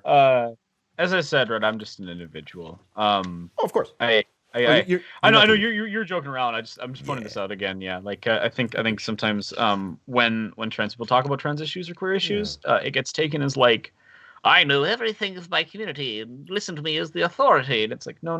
I'm just talking about my personal experiences. Now, Yeah. I will bring up other people and Yeah. perspectives and aspects and things, but yeah, I should never ever be seen as the voice of a community because I am not. Sure. I do not voice for a community. I want to keep pushing that into Appreciate people's that. high mindsets because there are people that do that. The weirdest ones to me are people who aren't even in those communities who will say stuff like that. Like, yeah, it's gross. It's okay. Aranock, I'm gonna go ahead and let you go. I really appreciate you. I love your face. I really am so excited to have this opportunity to learn more about you and to dig in and to hear you out and I think chat really enjoyed themselves as well. Getting a lot of great comments, and I think that's going to be pretty much due to you. You're the big brain. You carry this whole chat. I just pretty much put the ball on the tee and let you knock it out of the park. I'm sorry about the sports reference. I don't even know why I do sports references. No, you're all good. That was a good reference. And thank you again for stopping by. I do forget now that I mentioned that I would give you the opportunity to ask me any questions. Did you have any questions? Oh for me? yeah. I'm trying to think of the right thing to ask or the right thing to engage with, and I'm bad at thinking of questions sometimes. It's fine. I guess my question is a question that leads to questions, but is there any question that you have felt uncertain about asking about trans issues that you would like to be able to ask and with genuinely no judgment, just something you would like to understand, or maybe I could try to help elucidate? No, I don't think so. I think when we did that little deep dive maybe a few months back, and I had a couple different folks on to explain to me, the way reality works, and really help me understand that the people who are crying that leftists and trans and non-binary people, they're crying that we don't understand science, when of course the skeleton key to understanding everything that they do is that they're always projecting toxically. And of course, it's not so hard. It's not hard at all to look into some of the facts and just figure the fuck out that they're so they're just lying to our fucking faces. And of course, it's just what they do. I mean, just the sheer existence of intersex people just completely blows their fucking theory out of the water. They don't give a shit about that though. So like, what can you do? Yeah. The worst part is that they just like refuse to care about intersex people too. Like, Like the one that always sticks with me is they'll force surgeries on intersex kids, like medically unnecessary surgeries to make them more cis, but then won't allow trans people who can consent to have the same surgeries, the same hormones. And it's like, it was never like anytime that they argue it's about protecting kids, know that they all they do is they harm intersex kids, and we need to support intersex people better, like as an entire queer community. But and I absolutely love intersex people. Like it frustrates me how often their voices are completely ignored in all conversations about queerness. And yeah, we just need to know that like they are harming intersex kids, they're harming trans kids, and anytime you hear them pull the dog whistle of trying to protect kids, remember that they also argued that Matt Gaetz being a pedophile was okay in the same sentence, right? Nick Fuentes did this the other week. In the same fucking sentence as saying that being trans and being gay is bad. So they do not care about protecting kids. That is a lie that they will say every single day, and I get angry about it because it's just right. No, they've never cared about kids. they do. It's exactly right. And the funny thing is, they're hurting children in the name of what they say protecting children, and it's bearing fruit in different legislatures across the country. Different states are, telling trans kids they can't fucking play sports. That hurts trans kids. That doesn't help anybody, dude. It hurts trans kids, and I'm fucking sick of this. So with that, the question, I don't like have anything off the top of my head. All I have is just outright anger at the world for their lack of acceptance, and we're just gonna come on, correct me if I'm wrong, like how long is it gonna be until we look back on this and go, oh my gosh, this is just like how they treated the gay people? Like, come on, y'all, like it's the fucking same. All right. And I know that's reductive and lacks nuance, but it's fine. You have emotions, and I think people need to be more open to people being able to express their emotions and not take that as an invalidation of what's being said. There's a lot of tone policing that comes from this concept, this neoliberal concept of respectability in talking about something where if you engage in any sort of emotional conversation, you're not doing it right. And they get all angry, and it's funny. It's silly to me because it's like, how could I not be angry? How could I not be angry when my existence is constantly invalidated, attacked, or torn down by the systems that you support, and you expect me to be calm about it? Like, and the same goes with ableism, right? Like people will be like, oh, why can't you just talk about this stuff calmly? When groups like Autism Speaks are actively saying they want me to not exist. Yeah. So I think I don't think that expressing emotions is a lesser thing when engaging with political discussion. I mean, how you express emotions can matter, right? If you're just being an asshole to everybody or something, that's not expressing your emotional feelings. That's just being an asshole. But that's separate from the emotions, and yeah. Tone isn't everything, right? Someone can be incredibly polite and incredibly bigoted at the same time. Just go look at Jordan Peterson. A lot of times he's very polite with how he talks, and then he's completely bigoted. I don't hate these people. I just don't think that they should be allowed to do anything that they, want with their bodily autonomy, and I want to strip it away. Best Jordanson Peterson, Jordanson Peterson impression on the planet. That's his new name, Jordanson Peterson. Yeah. And I guess one last question for you, Dan, is just is there one piece of information that you've learned through the process of becoming a leftist that was like the most shocking piece of information, or like the most like holy shit, the system is really fucked up moment, where you're like, how is this not being talked about? What one? I mean, it's almost like every single thing I learn, I'm like, what the fuck? There's I don't know. One thing just sticks out. One thing just sticks out right when you said that, and that's when I was learning about how housing crisis in the United States. We have so many people that are unhoused, and we have like an exponential amount of available dwellings, and it literally blew my mind, and it just hurt my heart. Just like all of this shit that I learn about, it is what it is. All of this anti-capitalist propaganda that we learn about and recognize as reality, and it's broken and so not broken. Broken implies, I got to remember my language. Broken implies it's not working as intended, and I do believe it is working as intended. It's harmful. It's harmful in construct. Yeah. Well, and I just think about that. I think that's the one that always hits me is just we could just end homelessness. Like that's not an exaggeration. I mean, yes, it would require some complicated, movement of people into the right locations, getting them to cities to like redistribute. But people don't realize just how many empty houses there are relative to homeless people. I don't want to try to say the statistic off the top of my head because I don't remember the exact value, but I do know that it's multiple times as many houses. Yeah. Like, we're not even talking about like, force people to let people live in their mansion with them. No. We're talking about like literally empty houses. Yeah. Why are there homeless people? Fuck, what's the point? It's our choice. Like, we've chosen it. It's literally like America. It's like what America is. The system has chosen as a large social movement to just be like, no, homelessness is okay.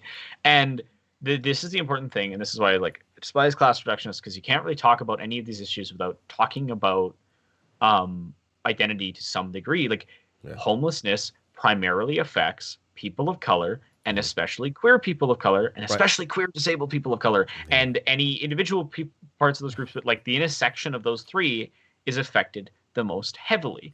And I refuse to believe that there isn't at least some aspect of racism and of bigotry in why the system is like, this is acceptable. It's okay for us to maintain homelessness because it's affecting mostly marginalized people. Like, I think it was really telling watching Texas's response to the crisis. A crisis that only occurred. So my dad's mechanical engineer, and he talked to me about like right after about like how lackadaisical Texas's building laws are. So to cut costs to make it as cheap as possible to build a lot of these buildings, almost none of the infrastructure, especially pipes, was built to handle any real large change in temperature.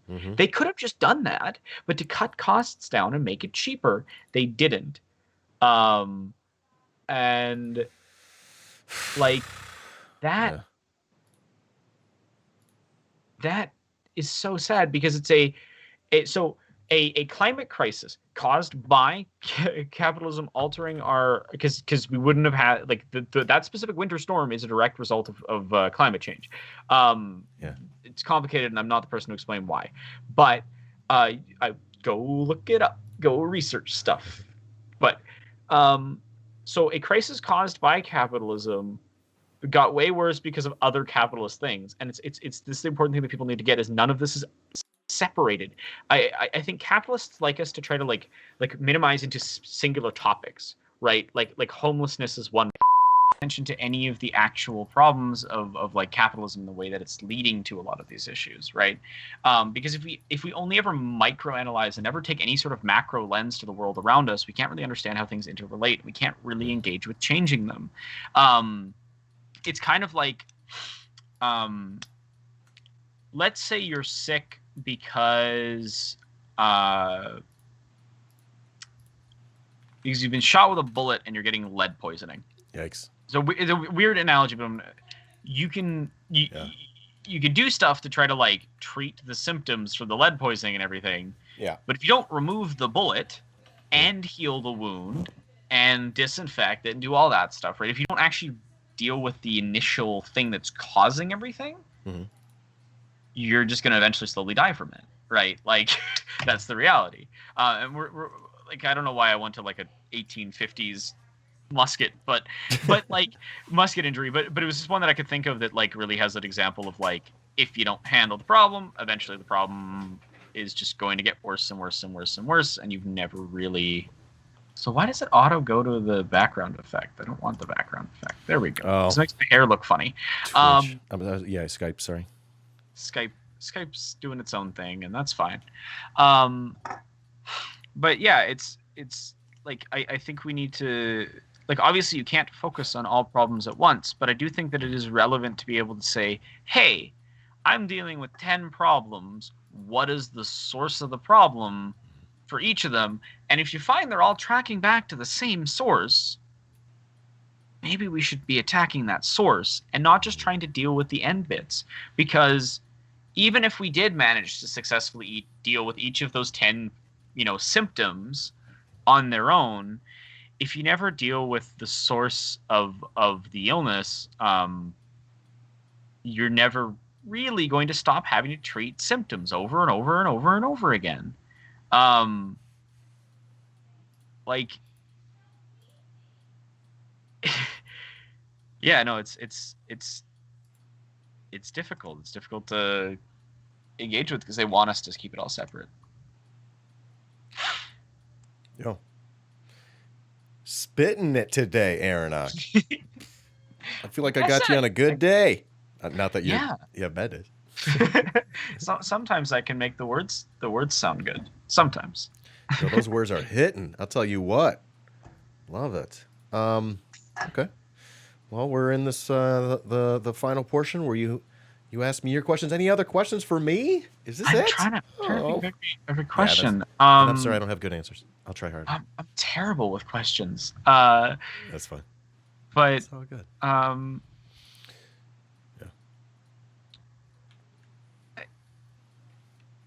If there's one thing that you find is lacking in leftist teaching and learning for yourself, like what is that thing? Like what is the thing that you find is not meeting your needs in that aspect? That's a good question.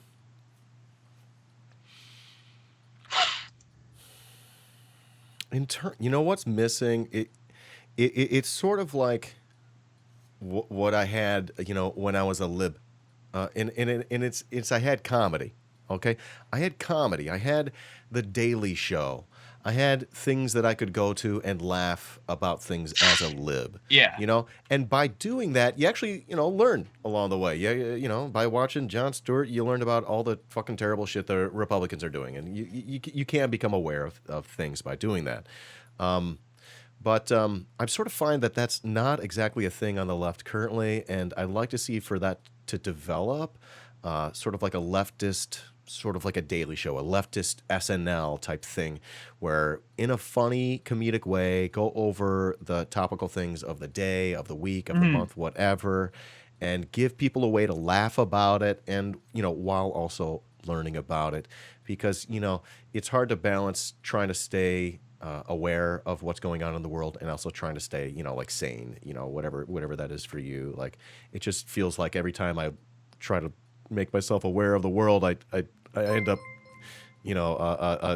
hating it because I learned something that I hate about the world, and I'm like, oh my God, I can't stand it. Yeah, totally. So. I think it's hard to balance, right? I think there's some things that kind of do it, like some more news does it to a degree, but sometimes it's still pretty tough.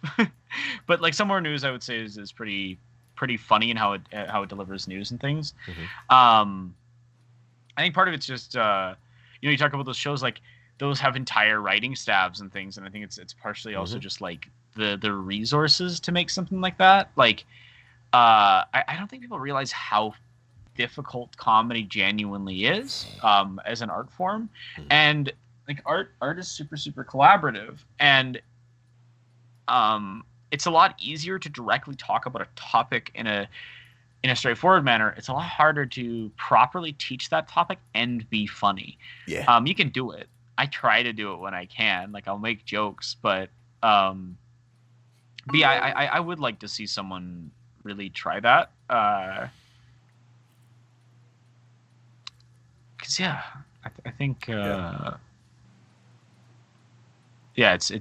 it's tough. You can improv stuff to a degree, but like that really formatted well stuff would be interesting to see. I wonder if someone could maybe pull it off and just do, like, rather than doing the full show of one of those things, like maybe one of the 2 to 3 minute segments a day, for like 5 days a week. It would be tough, but I think you could do it. Hey, awesome. Bubbles, how are you doing? Yeah. Awesome. Oh man, is that it?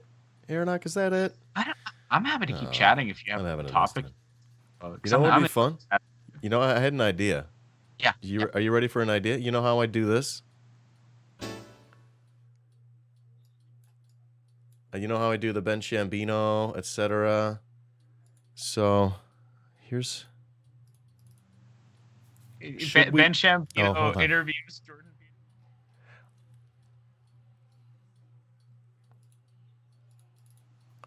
I was thinking about making you a Jordan Peterson overlay, but you just took it to the next level. Yeah. Let's do both Oh my overlays. gosh. Oh my gosh. And do Ben Shambino interviews Jordan Peterson. Oh my gosh. I can't believe this is happening. All right, I need a good Jordan Peterson picture here that you're going to speak from his mouth. Oh my God, you're going to be in. You're going to. Oh. You know, I these got a good one. leftists, they're placing themselves in the mouth of myself, and in so doing, they're trying to like, take my animus, and this is just completely unacceptable. All right, so. Okay, so here we go. Oh, first of all, I got to Photoshop it. Oh man, if I open Photoshop, it's going to go crazy. Okay, let's see what I can do here. Cross your fingers. I can do it myself. I just need the mouth cut out of the image. Just send me the image you wanted, and then I'll just quickly cut it out because it'll take me 2 seconds to escape. Oh my God. I got the image here. It's gonna be so funny. It's gonna be so funny. Just cut the mouth out. Give yourself a little space to wiggle around in there. It's gonna look perfect with your makeup, of course. Oh, absolutely. That's gonna be real funny. Give it like a Mouth of Sauron vibe. How about that picture? Pretty awful looking picture of him. I don't know if you have a better one or something. Oh my God, he looks like he looks so so forlorn. I've seen the depths of the internet's cursed power, and Hey, Mersey. Hey, chat. Good to be with you today. It does feel like the interview portion of our chat is over, so we're just hanging out at this point. Now. We're just shitting around. This is going to be fun. So I need to get the Ben Shambino on top of mine. So while you work on that, I'll pull up the Ben Shambino overlay. There's Ben. Oh my God, I can't believe this is going to be real. All right. Perfect. Actually, I don't know how far on this side.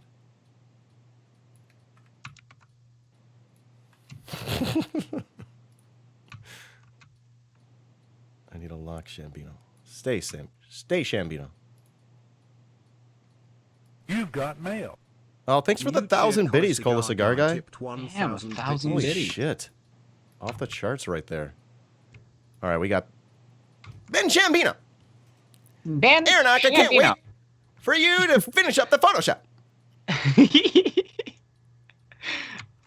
I love your Ben Shambino because it's got this like very specific energy of like I don't know, it just captures this weird energy that he has. My energy's perfect. My energy makes my wife's P word dry as a bone. It dries her out. I'm sorry. I don't think anyone can ever top the like disastrous moment of like live on TV being like, I'm incapable of let's say hypothetically that I just like can't satisfy my wife. How do you do that? like I don't. I think that's objectively hilarious. Like that's something you can make fun of someone for because it's like he chose to say that as a brag. And it will never not be hilarious to me. Yes. Yeah. JB. Sorry. No, it's fine. Pretty slow because I'm distracted by laughing. All right. I love how I have an entire folder just dedicated to hopefully this exports properly. Yeah, there we go. There's little Jordan Peterson with the mouth cut out. I think a mirror universe version of Ben Shapiro would just be this sweet, kindly person that like really took the time to understand people. That's the mirror universe version. Okay. I hope you gave yourself enough space in the mouth. It looked a little. I hope so. A little thin in the mouth. Let's see. If it is, I'll redo it. It looked a little thin in the mouth. Okay, hold on, and I'll move you into place a little bit too. Just let me crop and etc. And we'll get there. We'll get there. I'll move you into place. Sounds good. Oh my gosh, this is the dumbest thing. Why do we do this shit? This is so fun. This is why I like playing on the internet. All I want to do is play all day. Yeah, exactly. It's like, you know what? I think these people are worth. There we go. Okay. Yeah, there we go. Maybe make him a touch bigger. I think that'll get it just right. I'll make your mouth smaller, like your actual mouth smaller. Yeah, there we go. Trying to stay in position is hard. It's hard. Okay. It is hard. Yeah. Let's say hypothetically that I was a tiny mouth on a screen, and I looked forlorn into the distance because no one really understood the real me. Jordan, Ben Shapiro here. I want to let you know I understand you perfectly well. You hate trans people just like me. Except we just don't have to say it like that out loud. Since we're in private, we could talk like this. Yeah. Well, I never said that I hate trans people. Not out loud. I just don't think that they should exist. Right. So you're smart about it. Yeah, exactly. These leftists are out here trying to get us to directly say the thing out loud, but I'm very clever. I just almost say it constantly. And that definitely doesn't mean I'm saying it, but I'm also not saying it. Exactly. I learn a lot from you. And that's why I think the terrorists like us. They follow our material. I resent this attachment between me and terrorists. I constantly abhor violence. I know that I talk about how people need to reject things in a violent manner, but I didn't think they'd take it literally. Jordan, I wanted to ask you about cultural Marxism. I think it's ruining society. What do you think? I definitely wasn't making a horrible anti-Semitic reference to cultural Bolshevism when I came up with that phrase and started saying it a lot. People will say that I have connections to Nazis, and I completely disagree with this. Other than the fact that I just constantly repeat their talking points and dog whistles, I don't understand how people can come to that conclusion. It doesn't make sense. It's completely ridiculous. Jordan, my favorite thing is how you don't understand Marxism, but you own all of the Marxists. Exactly. Smooth move, JP. I understand it so well that I have never read it. This is an actual thing you said. These leftists, they expect you to read these giant books when critiquing them. Meanwhile, my own fans will get incredibly angry at people for not reading and watching, the 1,700 hours of content I've put on YouTube. When you put 1,700 hours of content on YouTube, I think it's just ridiculous to select specific quotes as being bad. I know it's literally every single individual interview I've ever done has had moments that people have selected out for this, but I'll keep acting like it's misrepresentative of my work because they haven't watched enough of it, because it's a really great way of getting people to just watch all my content, and it just keeps giving me that sweet money, and that's all I care about, really. I need to fund my beef. I have to consume beef to continue existing on this plane of existence, and the only way to do that is through just chilling constantly. You are my beef daddy. And I actually had a question. Are you doing okay? Your videos, one of your rules is clean your room, and it's a really dirty room. What's that about? Well, my rules don't apply to me because I'm just above the normal human beings. I'm just, I don't have to follow my own rules for life. I just write them for other people so I can make money. That's a great idea. Daddy of beef. I'll constantly decry people for having addictions, but have a benzo addiction. I noticed that. You look like shit. You look like crap in this picture. Are you okay? Well, video. Eating beef just slowly consumes your soul. You could watch it leaving my pores as we speak. Yeah, I'm a little worried about you, but I think your daughter's got it taken care of. But there was this worry that she was actually trying to kill you. What's the truth, Jordan? We've talked about, I talk about the death drive a lot in my work. And I just think that, if you don't, have your children actively trying to kill you and usurp you, then you've kind of failed at setting them up to be ruthless tyrants. as is the goal of all parents, you want your child to just become the ruthless tyrant that you could never be. Jordan, thank you for calling in today. I'm going to let you go. Okay, but never forget that the hierarchy of lobsters is the most recognizable way of organizing society, and it's very important to engage in lobster discourse at all times, and consume your beef. I know that like cows, over farming of cows is just destroying the environment worldwide, but the beef is just too tasty. I can't get enough of consuming this beef. You can call me the daddy of beef. Beef daddy. Indeed. Jordan, thank you for your time. I'm going to let you go. Goodbye. Bye. Oh my god. Amazing. So fucking dumb. Why do we do these things? All right. Yeah.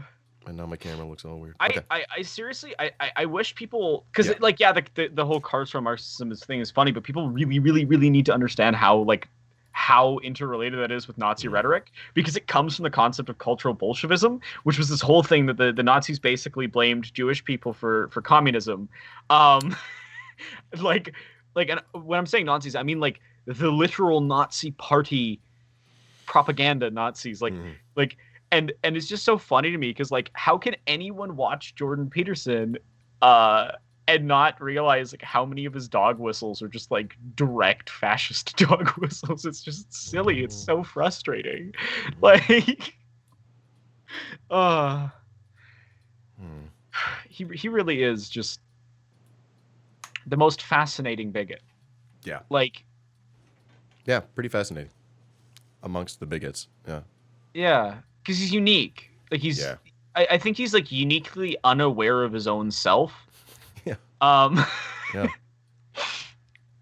While also being like hyper aware of how he talks and stuff. And it's really funny when he slips up and like, because he weaves these like weird sort of webs, and sometimes he's like, "Oh shit, I cocooned myself." He's just the perfect example of someone who takes himself way too fucking seriously.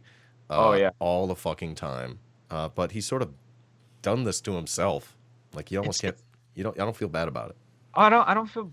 I feel bad that he's dealt with drug addiction. I would not wish that on anyone. I feel bad that he's had health issues. Because I'm a human being and I can't help to feel care about all people. Like, but I don't feel fucking bad for him being miserable. Because fuck him, he's earned misery. He chose it.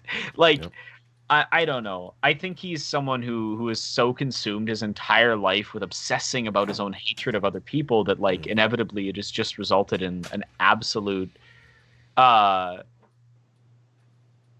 he just chooses misery constantly. I can't imagine it's healthy to spend that much of your time and day obsessing over these enemies you've made up. And I can't imagine you're a particularly happy person if you think that like the world is being destroyed like that. And as Rennie Artist said in chat, hate kills your body for sure. It literally does. We know for a fact that stress and hate and things has a cellular effect. which is wild, but like I don't know. I think he doesn't deserve punishment or pain because I don't believe in punitive justice, but I do think that like he has chosen this misery, and that's on him, and I will never fucking feel bad for him for choosing to be a miserable asshole, and I will never feel bad for him as an overall person or like care. Like beyond just like he's a human being and deserves to exist, but like he exclusively spreads hatred. Yeah, he's dedicated his life and career to making money off of the selling of hatred. While you were chatting, I was thinking about how I couldn't picture Jordan Peterson smiling in my head, and he looks a little weird sometimes. Like, it looks a little unnatural. Like, you really wish if this was the most natural one of him smiling. He looks a little funny sometimes. I'll tell you what. He's like, this is a little forced. This isn't. Is this what faces do? Well, he's very curated. He's a character. Yeah. Like, I think that's like the stuff that we see from him in public is a character. Like, we know for a fact that he puts on that voice. That's not his natural voice. What? Yeah, he exaggerates it. I mean, he has like somewhat of a raspy voice and whatever, but he does like a performer voice. You know, he's really trying to project, and he chooses his words in a very specific manner that results in like weaving people into this weird mindset. And he's fascinating, but that's something that people don't realize a lot about a lot of these people. Like same with Alex Jones. I mean, at this point, Alex Jones, is so like he's so up into his own lies that you could never tell like what he's actually lying about, what he genuinely believes. But like Alex Jones is a shock jock character who like let it consume his life for 2 decades to the point where like, and he's been horrible since like he first came on the scene, but like you can watch his just dissension into deluding himself of all of reality. Like, and these are choices he made. Like, it's not there's nothing about it that's inherent to him. He just chose to like you don't get to the point where you're sitting on TV going, they're putting chemicals in the water that turn the freaking frogs gay. A gay bomb. You know, like he basically just kept having to find more and more ridiculous conspiracies to keep the money he was making. And this is something that I think this is a good topic to talk about, the relationship of money and incentives and systems and how that results in people's behaviors with respect to online presences. But like, so Alex Jones, the reason why he does ridiculous conspiracy theories is twofold. One, he does not give a shit about other human beings. Like, he just doesn't. We know that for a fact. Like, he will say any harmful thing as long as it makes him money. Thus, like everything with the Sandy Hook shooting and afterwards, right? He knows that controversy sells, but the problem is that you have to endlessly escalate the controversy and the ridiculous aspects of what you're saying, and so at this point, Alex Jones is basically like off, talking about another planet, like some fantasy world where the demons and aliens are coming to get people. But the scary thing is that no matter how far he goes with those ridiculous things, he's always still inevitably talking about marginalized groups and pushing people to hate and attack marginalized groups. And like that's an integral aspect to Alex Jones. I also think it's an integral aspect of a lot of like money incentives and the way that people, like, whether they realize it or not, it alters the way that they behave. Is like the Twitch debate culture and that sort of aggressive, toxic, masculine way of engaging with your the person you're discussing with.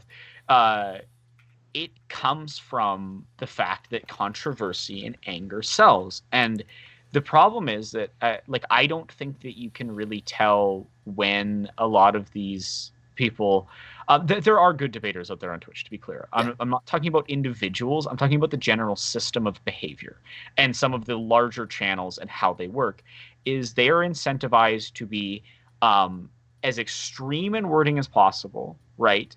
And to be as combative as possible, because combative behavior in a debate sphere generates money.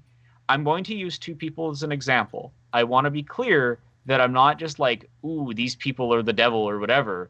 I'm just using them because they're like the perfect example, because you can go look it up and watch it happen in real time, how they're being like literally money's dinging in because they're being horrible to each other.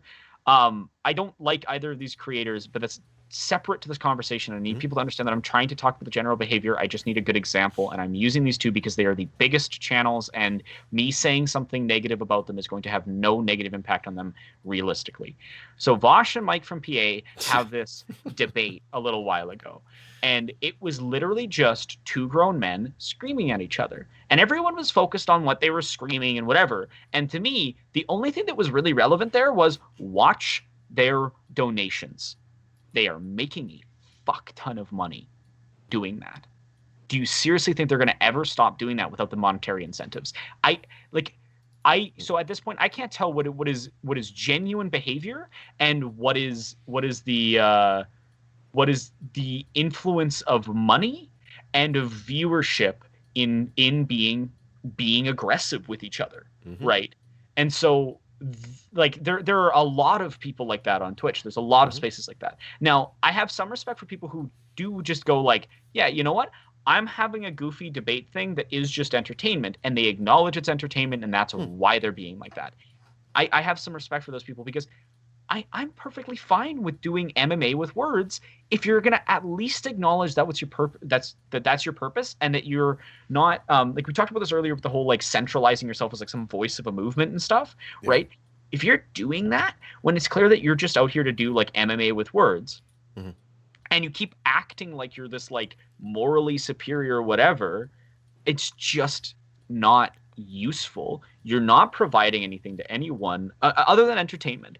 But this, again, right, if you can acknowledge that it's, like, don't call the vaudeville show a constitutional convention and I'm fine to laugh at the vaudeville. Exactly, Jake. That's exactly what I'm talking about. Like, I would like people like these large creators, and I use the two biggest as an example because that specific debate is the like, you can just watch them escalating as the donations are escalating. It's ridiculous. Like, it's so obvious that is what's going on to me anyway, watching it.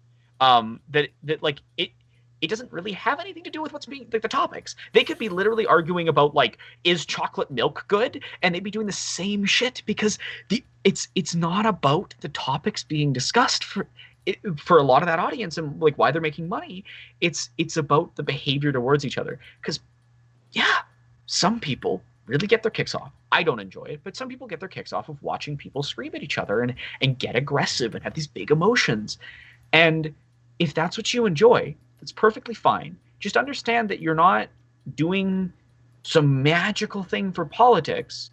You're doing a vaudeville show. Acknowledge it's a vaudeville show. Please. Like, just engage with that you're doing a silly show.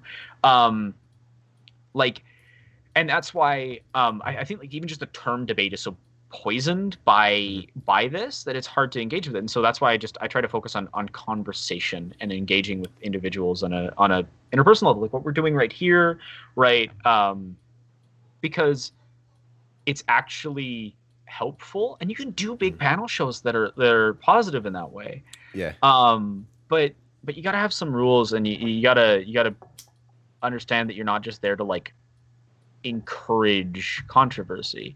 And I think unfortunately it also results in an aspect of like, it's hard to tell what the people genuinely think when they'll admit that they say things specifically just for the like emotional reaction, right? It's like, okay, well, if you're constantly doing stuff that's just about the emotional reaction of people and about pissing people off or whatever, or getting controversy, how can you expect me to trust that you're saying things with genuine intention outside of that context?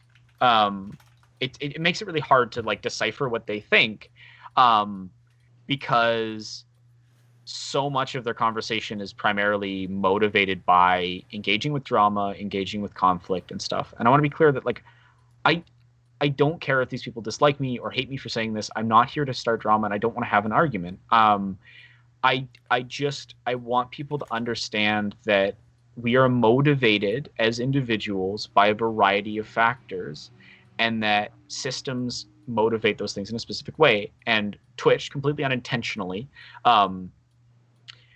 as a system, because of the way that money comes in and people viewership and stuff, controversy and drama sells. It increases viewership, it increases money coming in.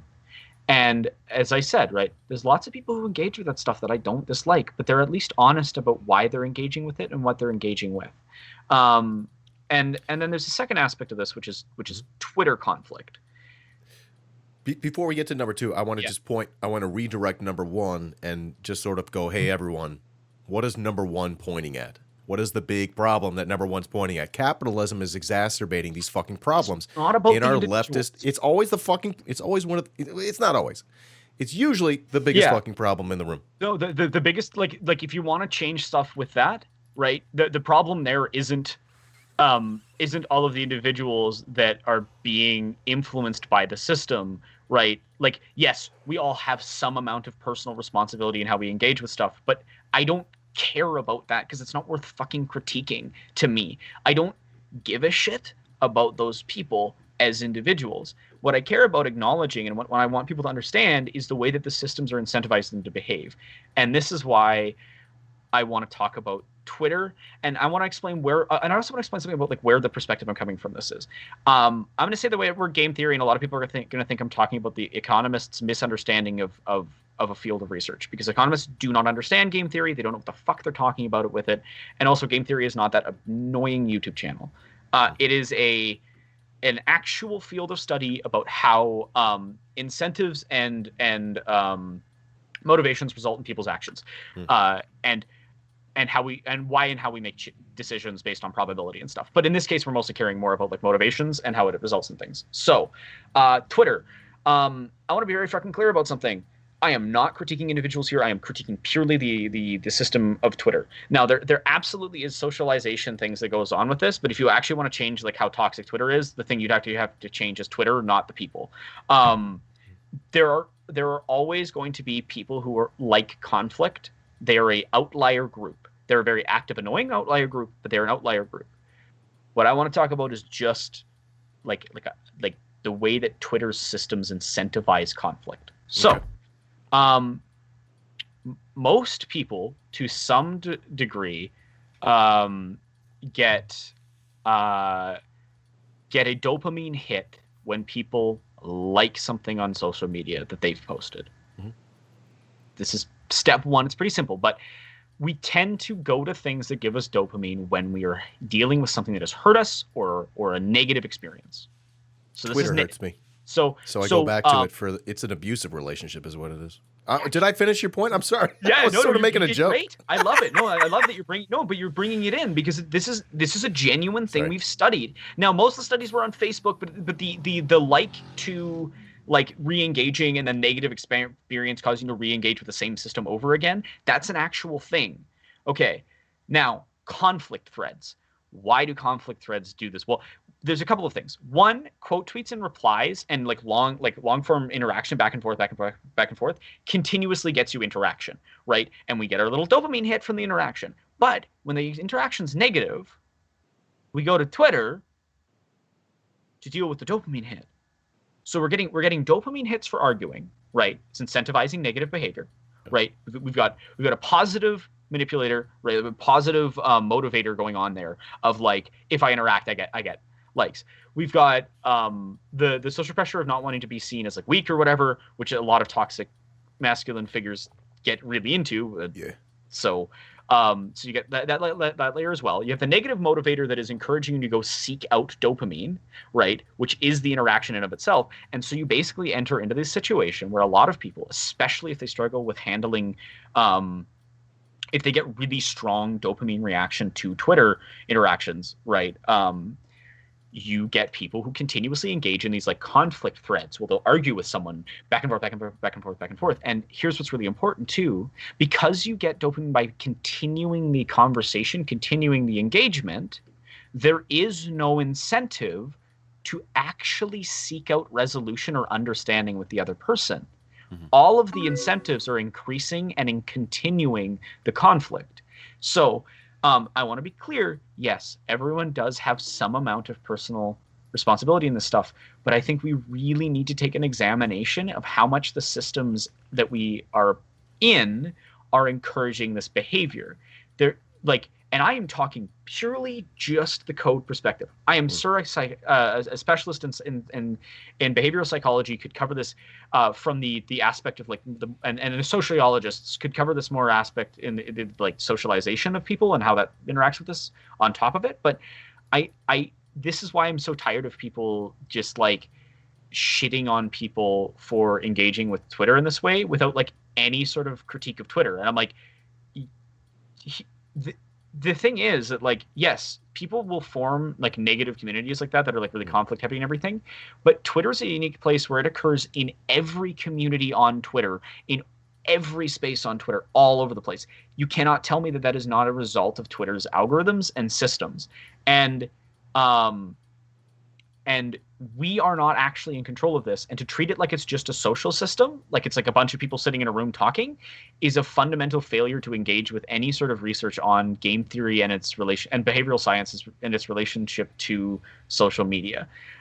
So it's really, really important to understand how much Twitch and Twitter, if engaged with in the wrong way, is going to incentivize shitty behavior to other people, misunderstanding and harming other people.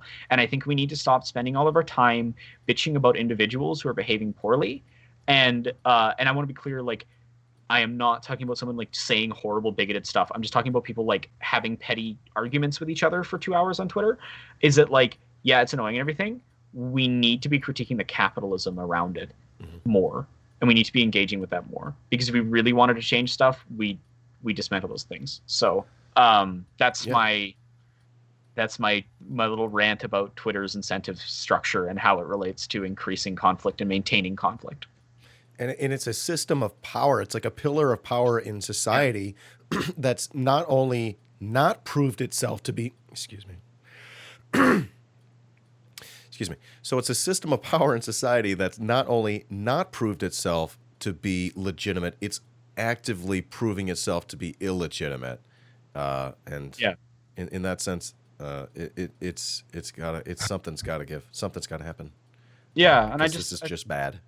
And I think it's just unfortunate. And again, to reiterate, I just don't care that much about the individual. I care about the general behaviors of people and the large scale stuff. And like massive numbers of peoples with drastically different perspectives, right, with different worldviews and engagements and behaviors, don't all start doing the same behavior in a specific context without some kind of motivator.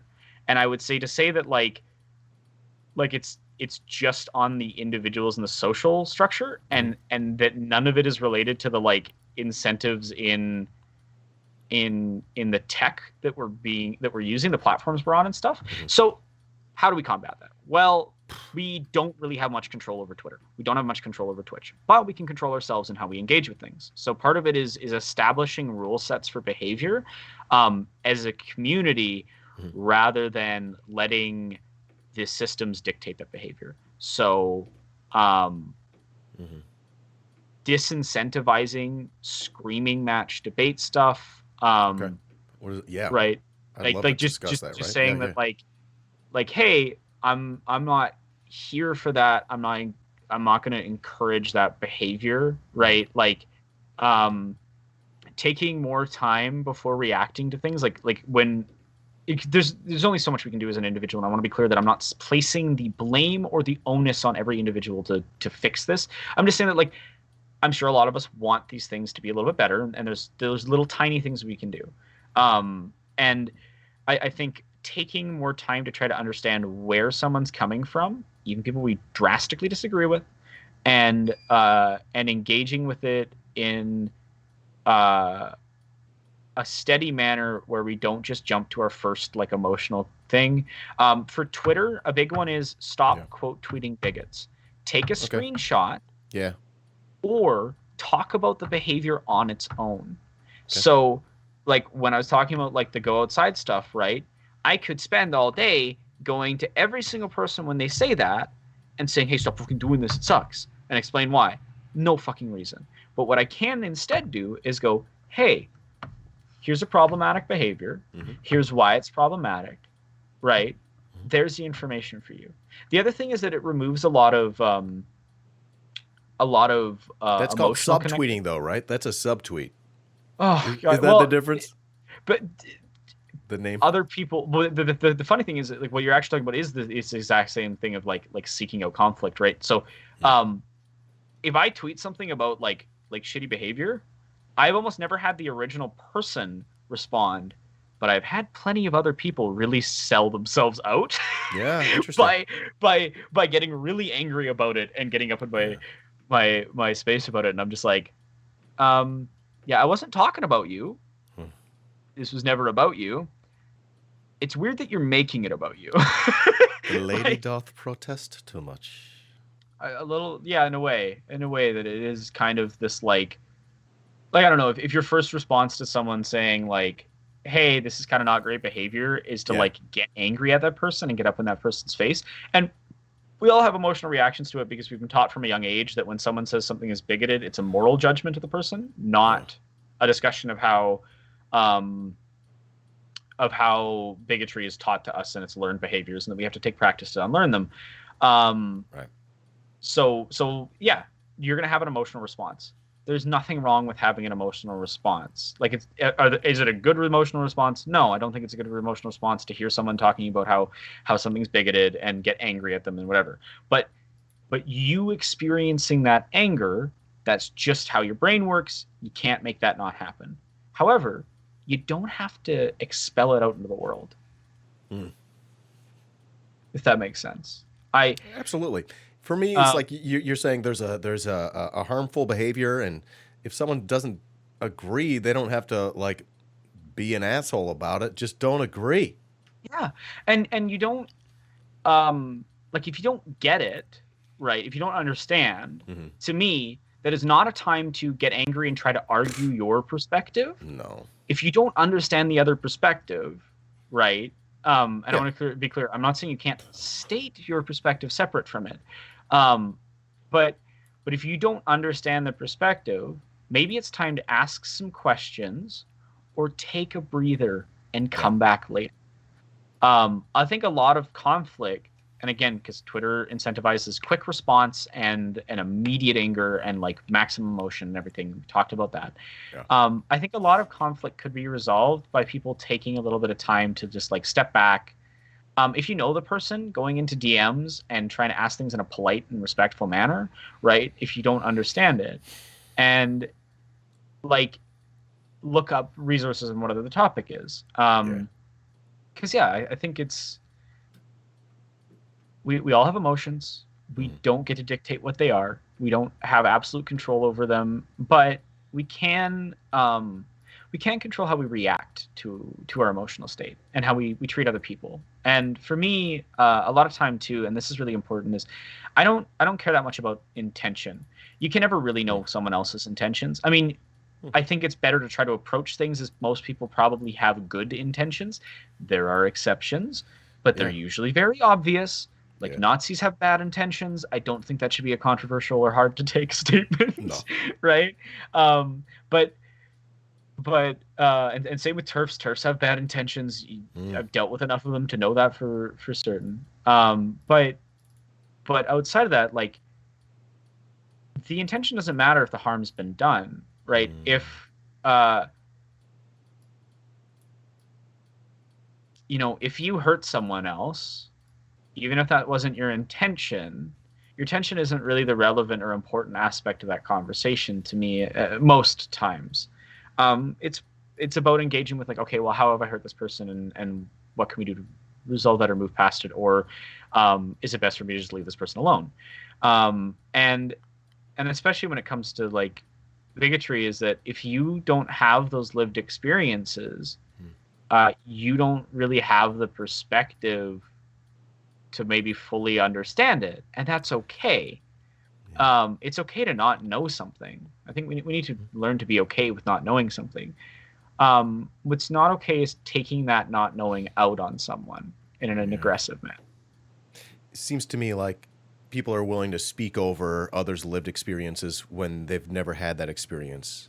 They seem to think that their opinion is as valid, even though they've never lived the experience, and they're also sort of demonstrating at the same time that they don't give a fuck. Yeah, well, and I just, as I said, like it doesn't.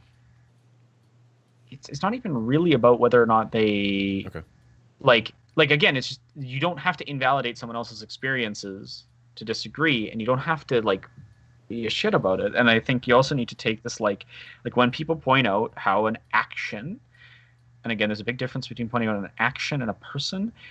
When people point out an action is biased, bigoted, or comes from a bigoted mindset, that is the time, if you feel an emotion about it, to go, I should unpack why I'm feeling something. I'm probably feeling something for a reason. And there's probably something that I need to unpack about what capitalism and what Western society has taught me. And as I said much earlier in the conversation, right? Like I've dealt with a lot of internalized ableism and transmissia and queermissia in general, and because society taught me to hate myself. So if you genuinely think that I A, don't think that people can change, or B, that and I've had people try to fucking say that, which is weird, and or B, that you think that I am passing a permanent moral judgment on the person, then you fundamentally don't understand who I am or my experiences, and you're not listening fully. And I don't know a lot of disabled people who haven't, to some degree, struggled with internalized ableism. And same with queer people, because we are brought up in a very queer-mistic society. We're brought up in a very ableist society, and that leaves a lot of things behind. And as a final thought, I don't think anyone's perfect, but I think what matters is the pursuit of perfection, even if it's literally unattainable. Seeking it out is still very valuable. And to me, anyway, I'm like, well, why wouldn't you want people to be as comfortable as possible with you? To feel like to do as minimal amount of harm in the world as you can, and to try to understand experiences outside of your own. I also completely understand how people get really emotional really quick about it, and that's what I mean by take the time to take a breather. Because I think a lot of times the worst stuff that people have done with respect to these things isn't even initial actions that people are critiquing, but instead their response to the initial to the critique has harmed them.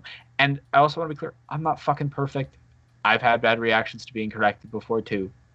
What matters is trying to seek out positive, good responses, and to treat people with respect, especially marginalized people when they're brave enough to express our experiences.